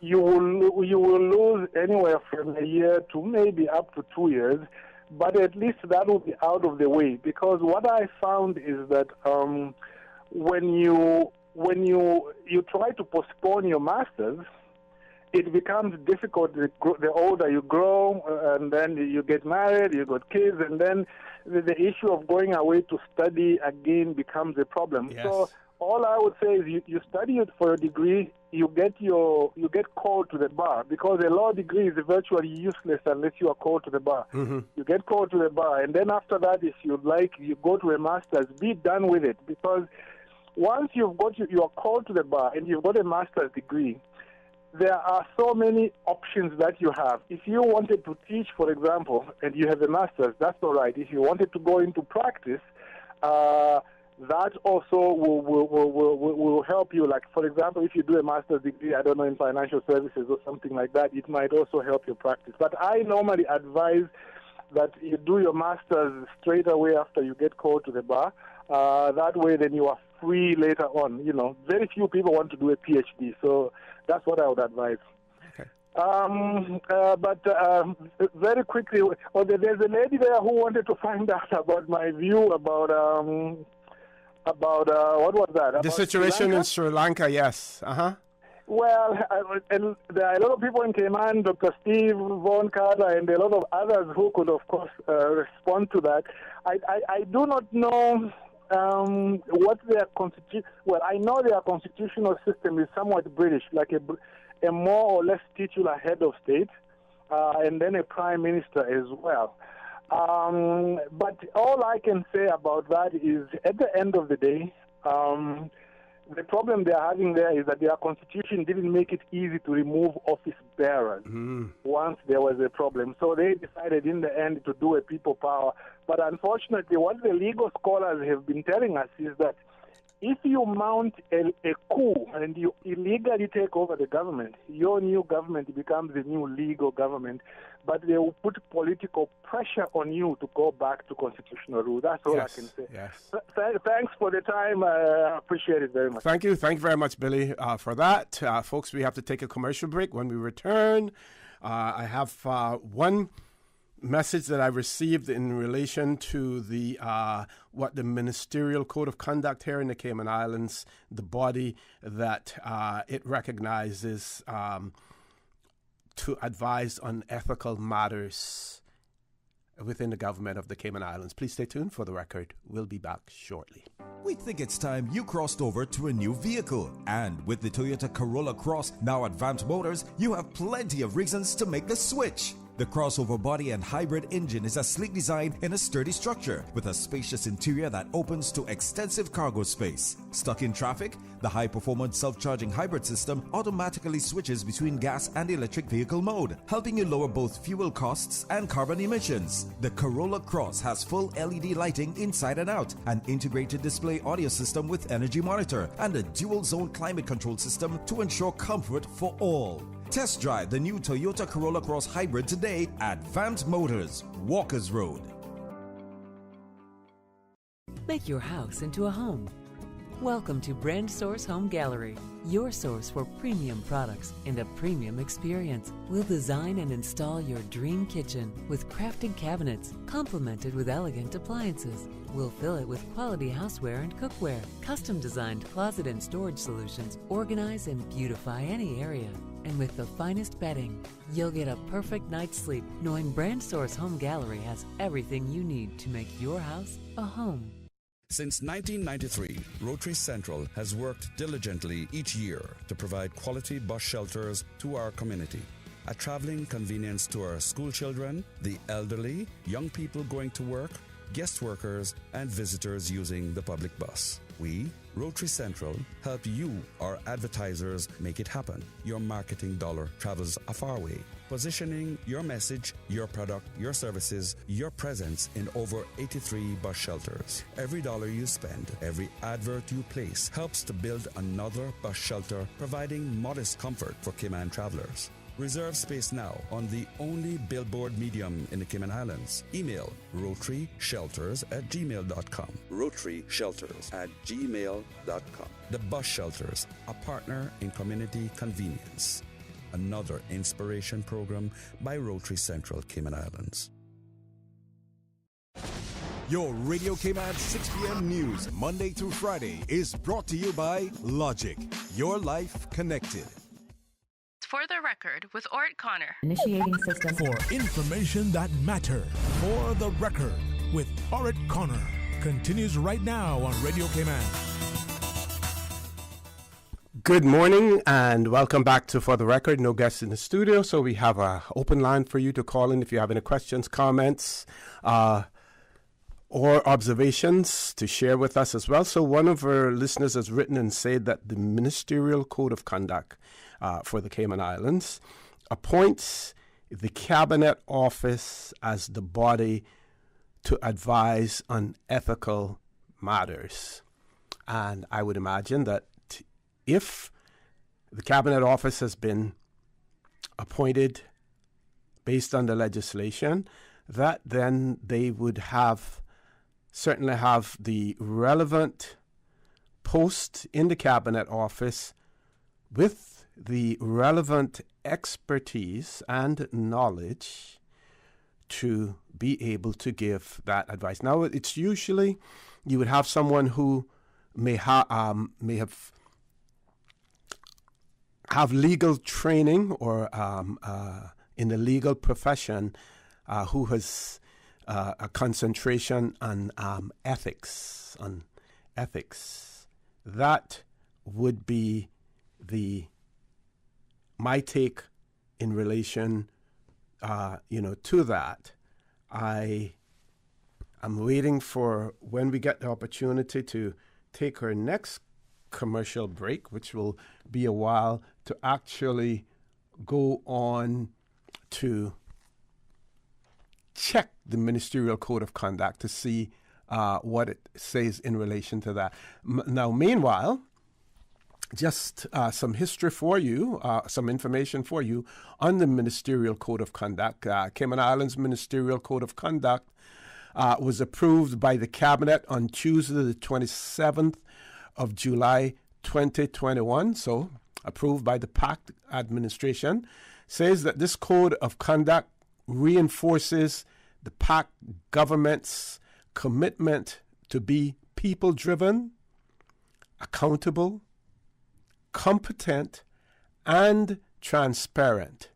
It sets out standards for adhering to the principles of good governance. It also addresses one of the broad outcomes outlined in the Strategic Policy Statement, which is strengthening good governance for most effective governments and promotes greater accountability within the executive branch. Now, it is that good governance, it is that greater accountability that it appears the statement made by the Honorable Roy McTaggart, leader of the opposition, and recently, or just this morning, issued in that regard as well. Again, my little diatribe that I went into earlier, about governing in the Cayman Islands being, quite complicated because there are so many interests out there. The days when you could promise, we're going to put a sports field in your district. We're going to put a community center, paving roads and driveways.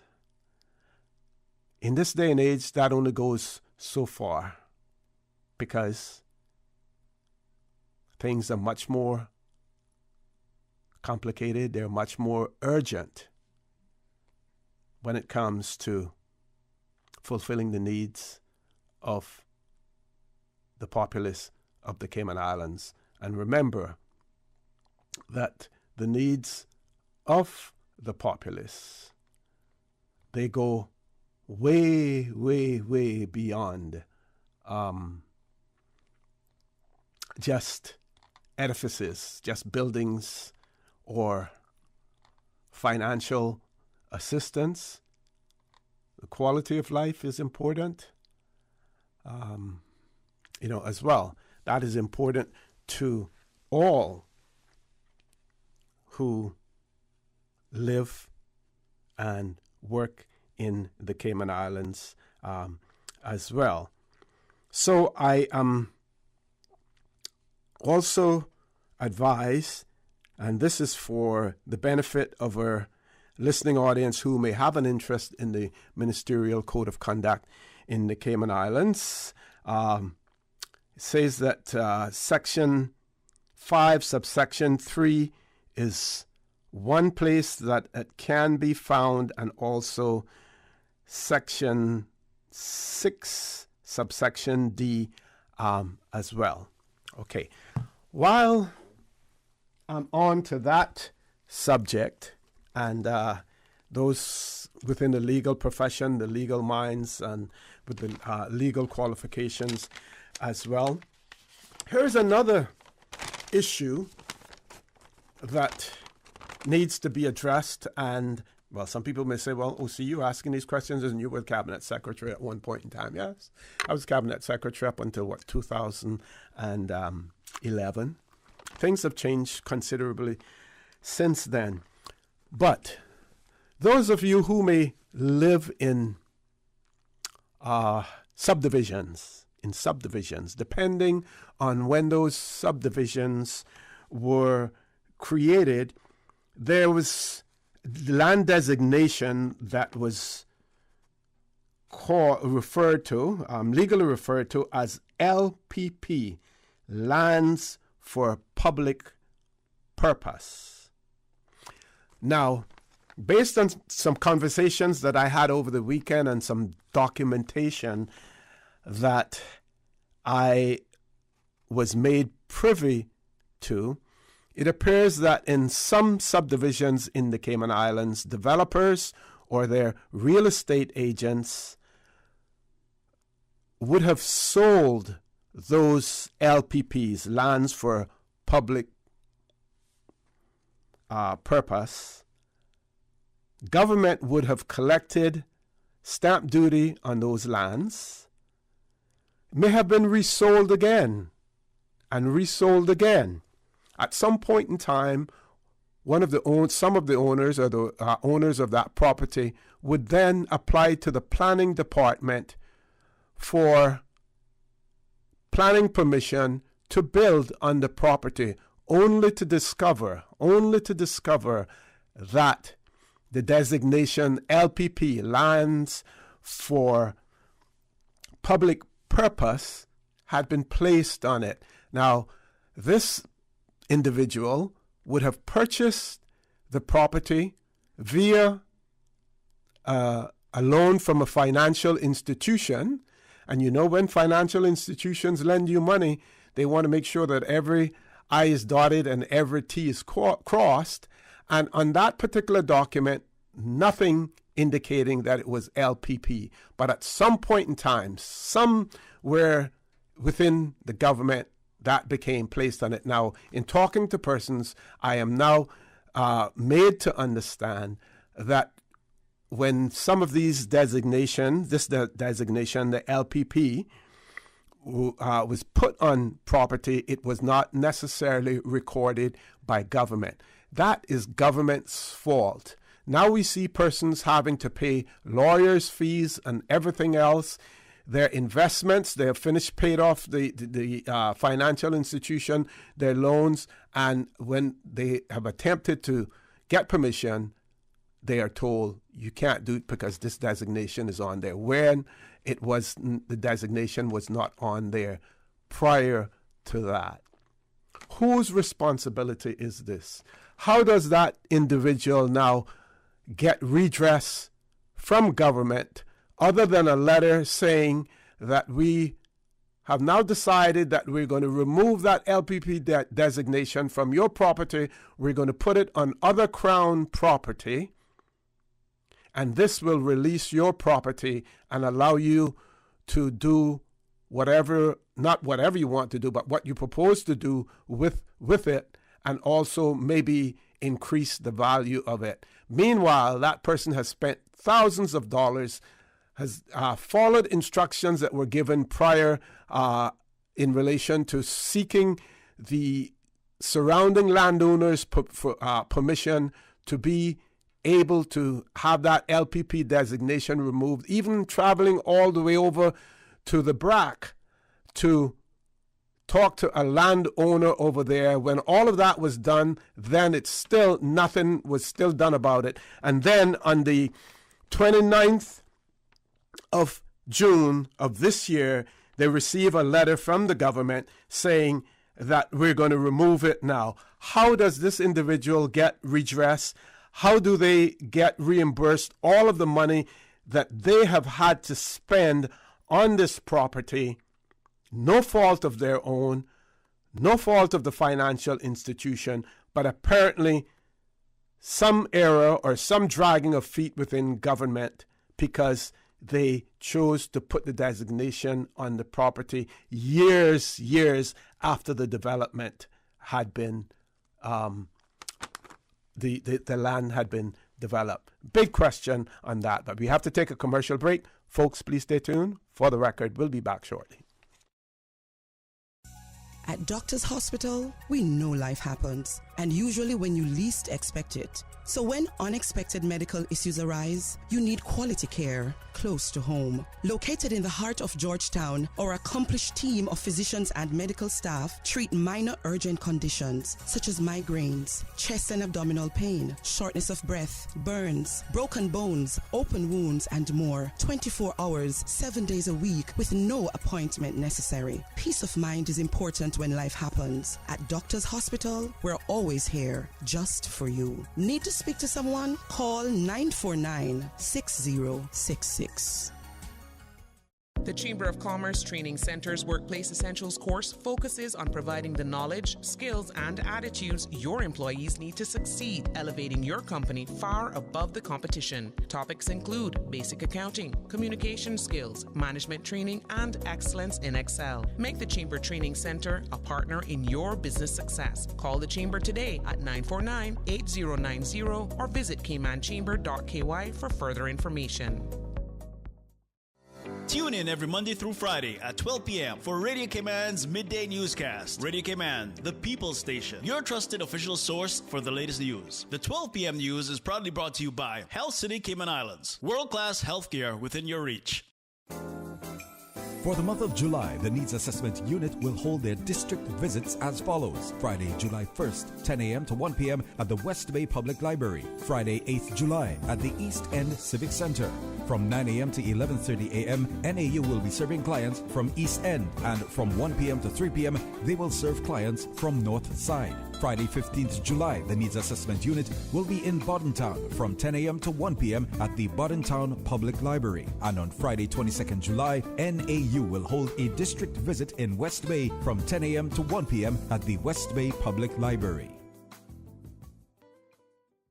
For the record, with Ort Connor. Initiating system. For information that matters. For the record, with Ort Connor.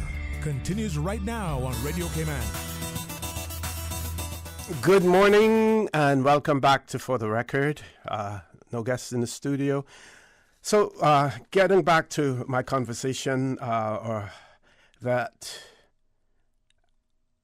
I had with myself in relation to this lands for public purpose designation and persons being sold that land by developers, and in some instances they're blaming the developers and say the developers should have said that that was what it was. But it is quite obvious that government didn't have something in place to ensure that all of those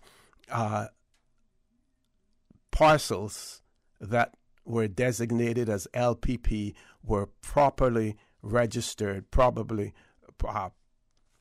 marked on the land registry as well. And I am told that this particular case is not an isolated case. But in those cases where the persons adversely affected by this, had the financial or the political wherewithal to do something about it, those were done. Whereas the little person who has to go and elk out, a little money here and there, some savings, work some extra hours, overtime and stuff like that to try to buy a piece of property for investment, they do not have the ability to do that. So they get caught up in this situation, and it is only out of the goodness of the heart of the government that at some point in time that it is resolved.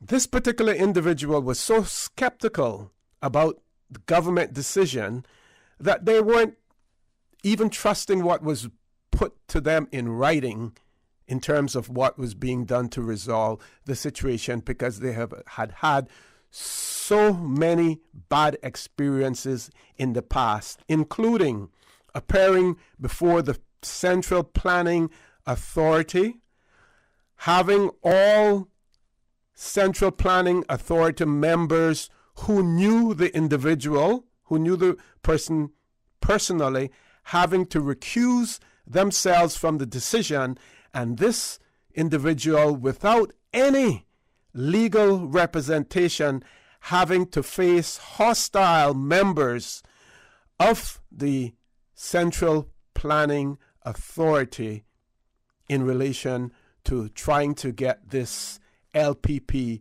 removed, which government department does this individual have some recourse to be able to recoup all of the money, time that she has spent, including $2,500 to one particular lawyer whom she was unable to hear from after that period of time, and had to keep in contact with the lawyer because the lawyer apparently failed to keep in contact with her. And when she did reach that lawyer, was told, call me back in about 2 weeks, and, let's see if we've received the response. Where can this individual go? Is it the office of the ombudsman? If someone is listening there, tell us whether or not we should refer her to your office, because this person needs to have some recourse.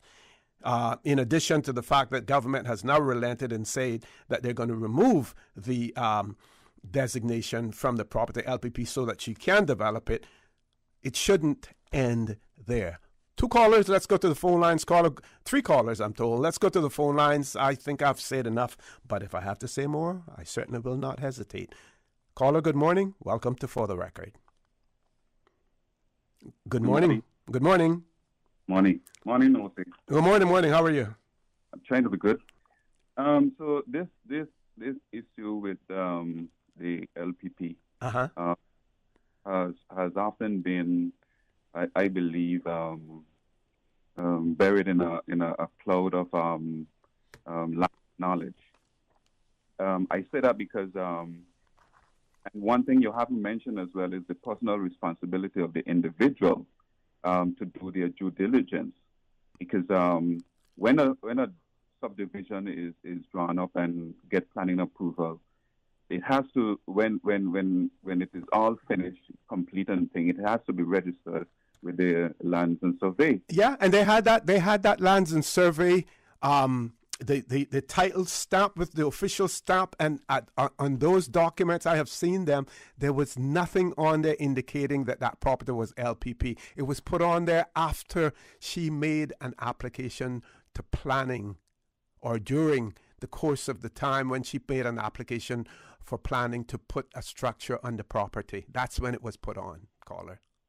Well, from my knowledge of it, something had to go wrong there, because when a submission is made to planning, the 5% of that development has to be shown to be LPP. That's per regulation. And when that is done, planning approve it based on LPP being allocated. And I don't see how planning can approve LPP and it cannot, and it is not registered when the project is finished for approval at Lands and Survey. So something is wrong somewhere. Well, I would say to you that this particular development was one that was developed over the years, a long time ago. This would be what we now know as, or used to be called a swamp. Mm-hmm. But in any event, something is wrong somewhere, because it should, if the planning, the planning authority approves something as LPP, then that should be carried all the way through. I think the designation is actually put on by Lands and Survey for LPP. But my understanding is that when these lands for public purposes, when the designation was made, government didn't properly record them in the land registry system. Okay. Get me? Okay. But I think anybody buying a piece of property has to be mindful to do their due diligence, and that's part of the process as well. But they did that. They did that, caller, and the bank that gave the loan, because remember now, when you go to the bank and you get a loan for a piece of property, the bank really owns the property until you pay it off. And the banks have their lawyers and stuff as well, and it wasn't there. It wasn't on the land papers. Well, I don't know how that be, but I'm also aware that developers oftentimes will go back to government and buy back the property allocated as LPP, and then sell it over, and that is a common practice that I'm aware of. Okay. But I do not see if a piece of property is allocated LPP. That has to be part of the planning approval process where he can lose it somewhere along the line. As you rightly said, something is missing somewhere. It's a miss, yes. Mm-hmm. Yeah. Additionally, it's in the story that you dealt with earlier in regard to the Georgetown rep. I think that I don't know if there's need for clarity as to the code of conduct with ministers, but there seems to be some flirting with those codes recently.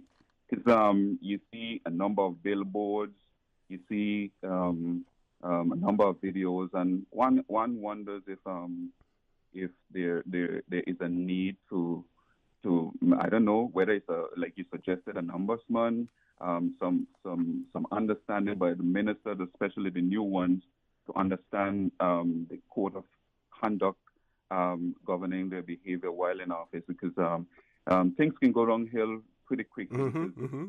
If I mean, and maybe it is just that the new ministers need to understand these codes, because when you begin to flirt with these code of conducts and it become apparent that you can push these boundaries, where do we stop? Yeah, so true. So true. Thank you very much for that. How many callers we have left, Miss Susan? 2 callers. We're going to make those the last 2 calls, for the morning.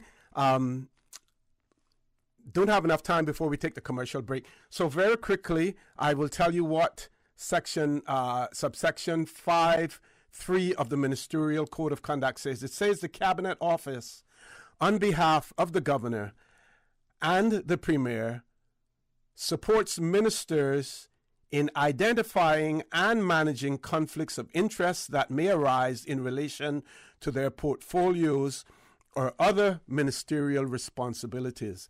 Accordingly, the Cabinet Office contacts all ministers on appointment and provides them with a worksheet containing questions and guidance designed to promote ministers' thinking about a broad range of interests and possible areas of conflict, both financial and non-financial. The Cabinet Office then meets each minister for a confidential discussion about the worksheet and any issues that may arise, as well. So that's a part of that. And then, of course, there is a section, Section 6, subsection 1, that speaks to conflicts of interest as well. We have to take a commercial break, and we have to accommodate the last 2 callers that we have. So please stay tuned for the record. We'll be back shortly.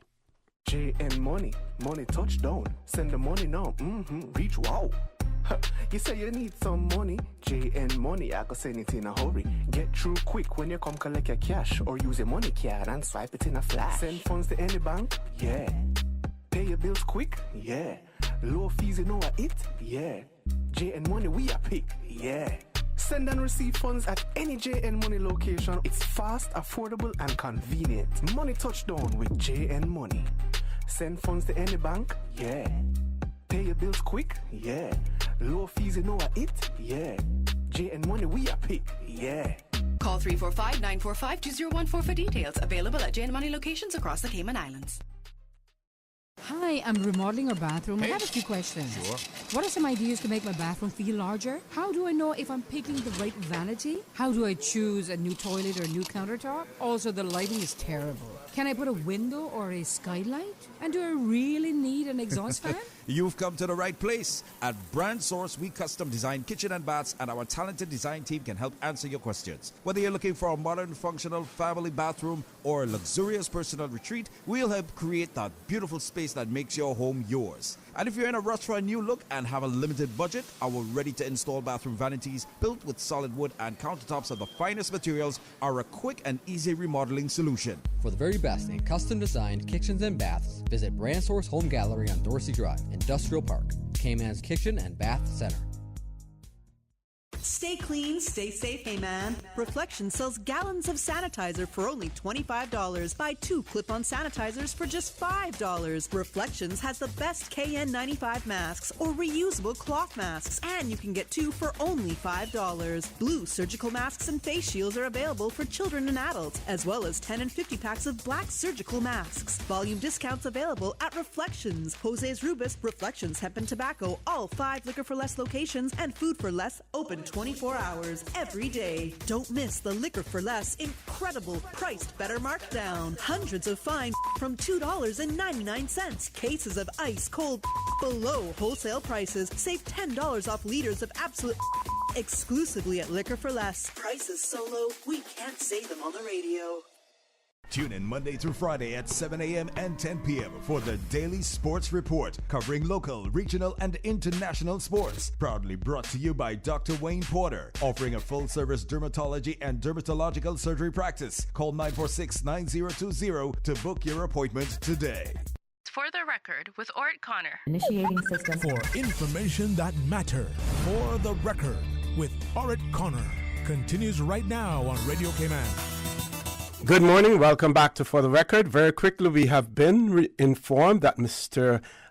Elijah Sampson, who is graduating today from Exeter University with his law degree, that he is going back to do a master's degree and the PPC as well, and that all plans are in place for that. Congratulations to the young man, and good to see that he has such a supportive network around him as well. Let's grab the 2 callers. First caller, good morning. Welcome to For the Record. Yes, good morning, OC. Hey, good morning, my friend. Good morning. How are you? Yeah, I just want to do some verses from the Bible that I received in 1961 from the Church of God Gospel. Okay. South Street. OC, in Psalms 105, verse 13 and 14. I just want to read those to you and ask your opinion on what those 2 verses mean to you. Okay. Okay? 13. He watereth the hills from his chambers. The earth is satisfied with the fruit of thy works. Now on 14, he causeth the grass to grow for the cattle and herb for the service of man, that he may bring forth food out of the earth. And 15, and wine that maketh glad the heart of man, and oil make his face to shine, and bread which strengthens man's heart. Now, we'll say if you read, this is the King James Version. Mm-hmm. Now, how I have never heard any preacher or no one on a pulpit ever discussing these verses in the Bible. Now, this is the King James Version. Most people in the Cayman Islands that I know that attended that church had one of these Bibles. Yes. I never hear any politicians bring these verses up. No, if this is in the Bible, what do you think the herb means? Yeah, it doesn't exclude those, the herb. So I want to find out how, when they say about legalizing marijuana, how it is that you have to get it legalized by who? If you believe in the Bible, I mean, you're supposed to be a Christian country. So what part, this part of the Bible you don't believe in, or how that works? Well, see, we talk about us being a Christian community, exactly. And guided by Christian principles, but we have allowed man's law to supersede the law of God. I see. Yes, that's putting it really mildly. Yeah. Well, see, you do a good job. Thank you. Thank you. I really appreciate you and Ms. Susan on this radio because, it gives people a chance to express whatever they're thinking or whatever they're feeling. And, Thank you. I, for one, like this program, I must say, You and Ms. Susan do a great job. Thank you very much for that resounding endorsement as well, caller. Let's grab our last caller. Caller, good morning. Welcome to For the Record. Good morning, O.C. How are you doing this morning? Good morning. I'm fine. How are you? I am great and blessed. My pet peeve, planning department.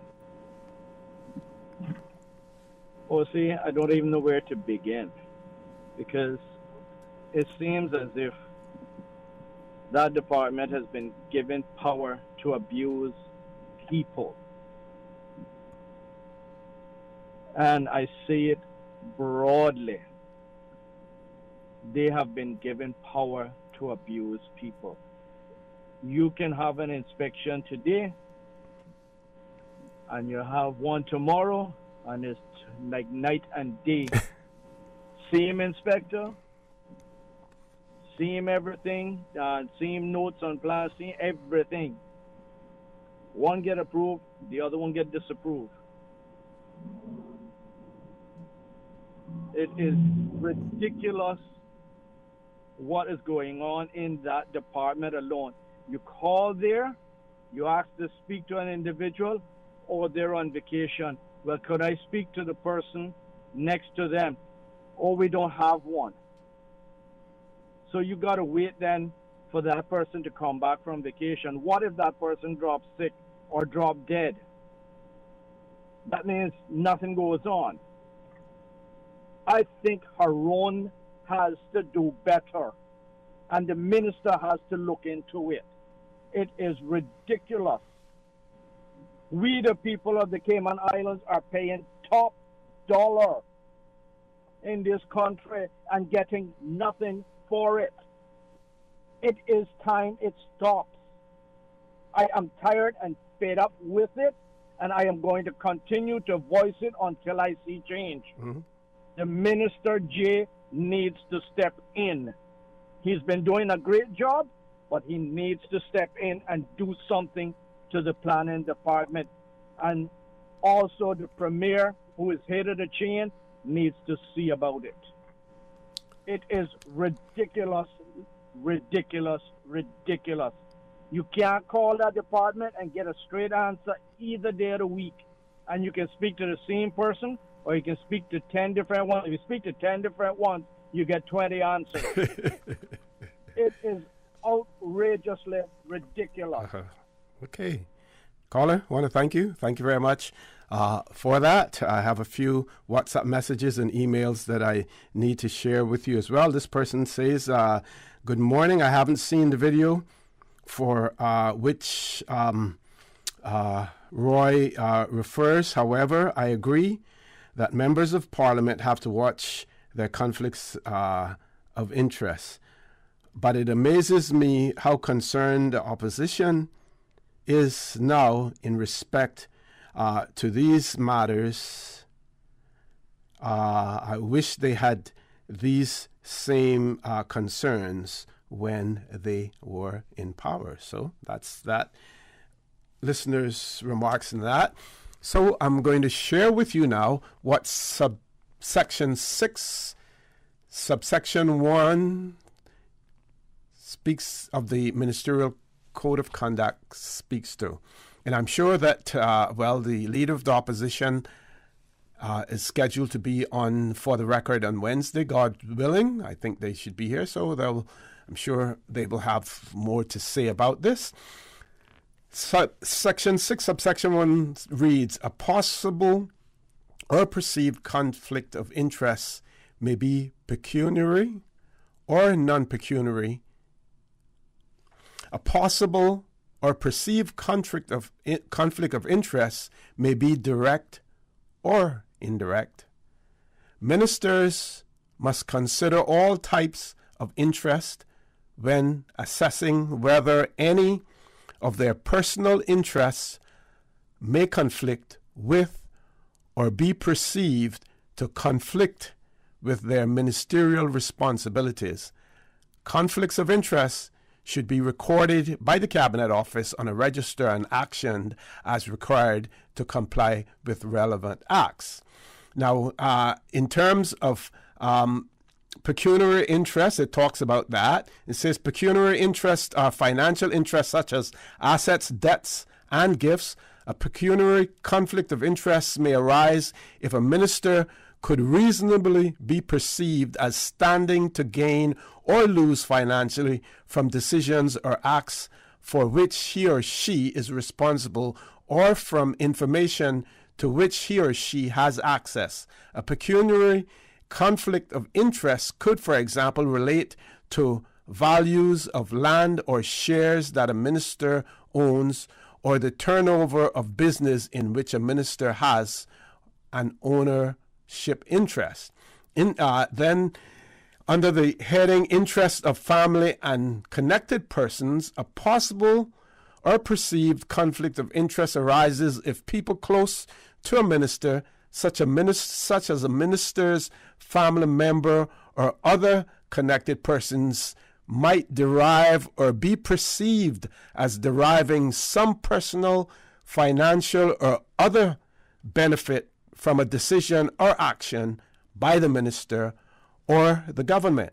Ministers must therefore be careful not to use information they access in the course of their official activities in a way that might provide some special benefit to family members or other connected persons. Similarly, it may not be appropriate for a minister to participate in decision-making on matters affecting family members or other connected persons. And it gives examples of those as well. And then there are other sections talking about association, managing, and how to go about managing conflicts of interest. So if you have an interest in the Ministerial Code of Conduct, I would say to you, you may want to go Google it, and or if you go onto the Cabinet Office's website, you would find it there as well.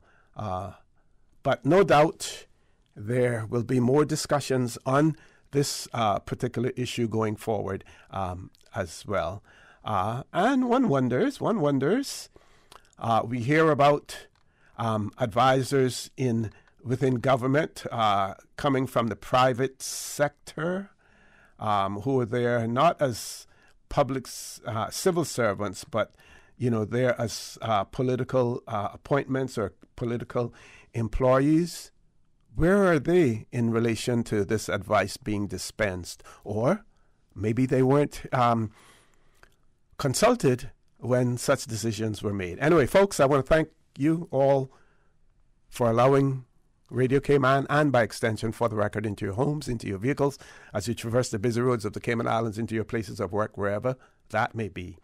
I also want to remind you that we are our brothers and our sisters' keepers. There is always someone out there who's less fortunate than we are, and I ask you to extend a helping hand to them. If you can't do that, then I suggest you donate to Worthy Charity, because we always want to consider those who need, not necessarily those who want, or even those who crave. So I say to you, have a great day. Continue to support your radio station, Radio Cayman.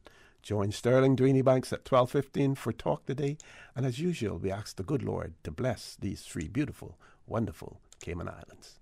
For the Record is brought to you by Vamped Motors, the only authorized Ford and Toyota dealership serving the Cayman Islands. Coca-Cola, available across the Cayman Islands from Tortuga Distributors. Accept no substitutes. Taste the feeling with Coca-Cola. Brand Source Home Gallery, inspiring luxury. West Bay Pharmacy, taking care of your health. And JN Money. From abroad to yard. Fast, affordable, convenient. Doctor's Hospital. Peace of mind is important when life happens. Doctor's Hospital, always there for you. Call 949-6066. Continuing the Caymanian tradition. Let Cora keep my ground so clean. The heart and soul of the Cayman people. Thank you for keeping the culture alive. Let's spread the news every day. From East End to Georgetown.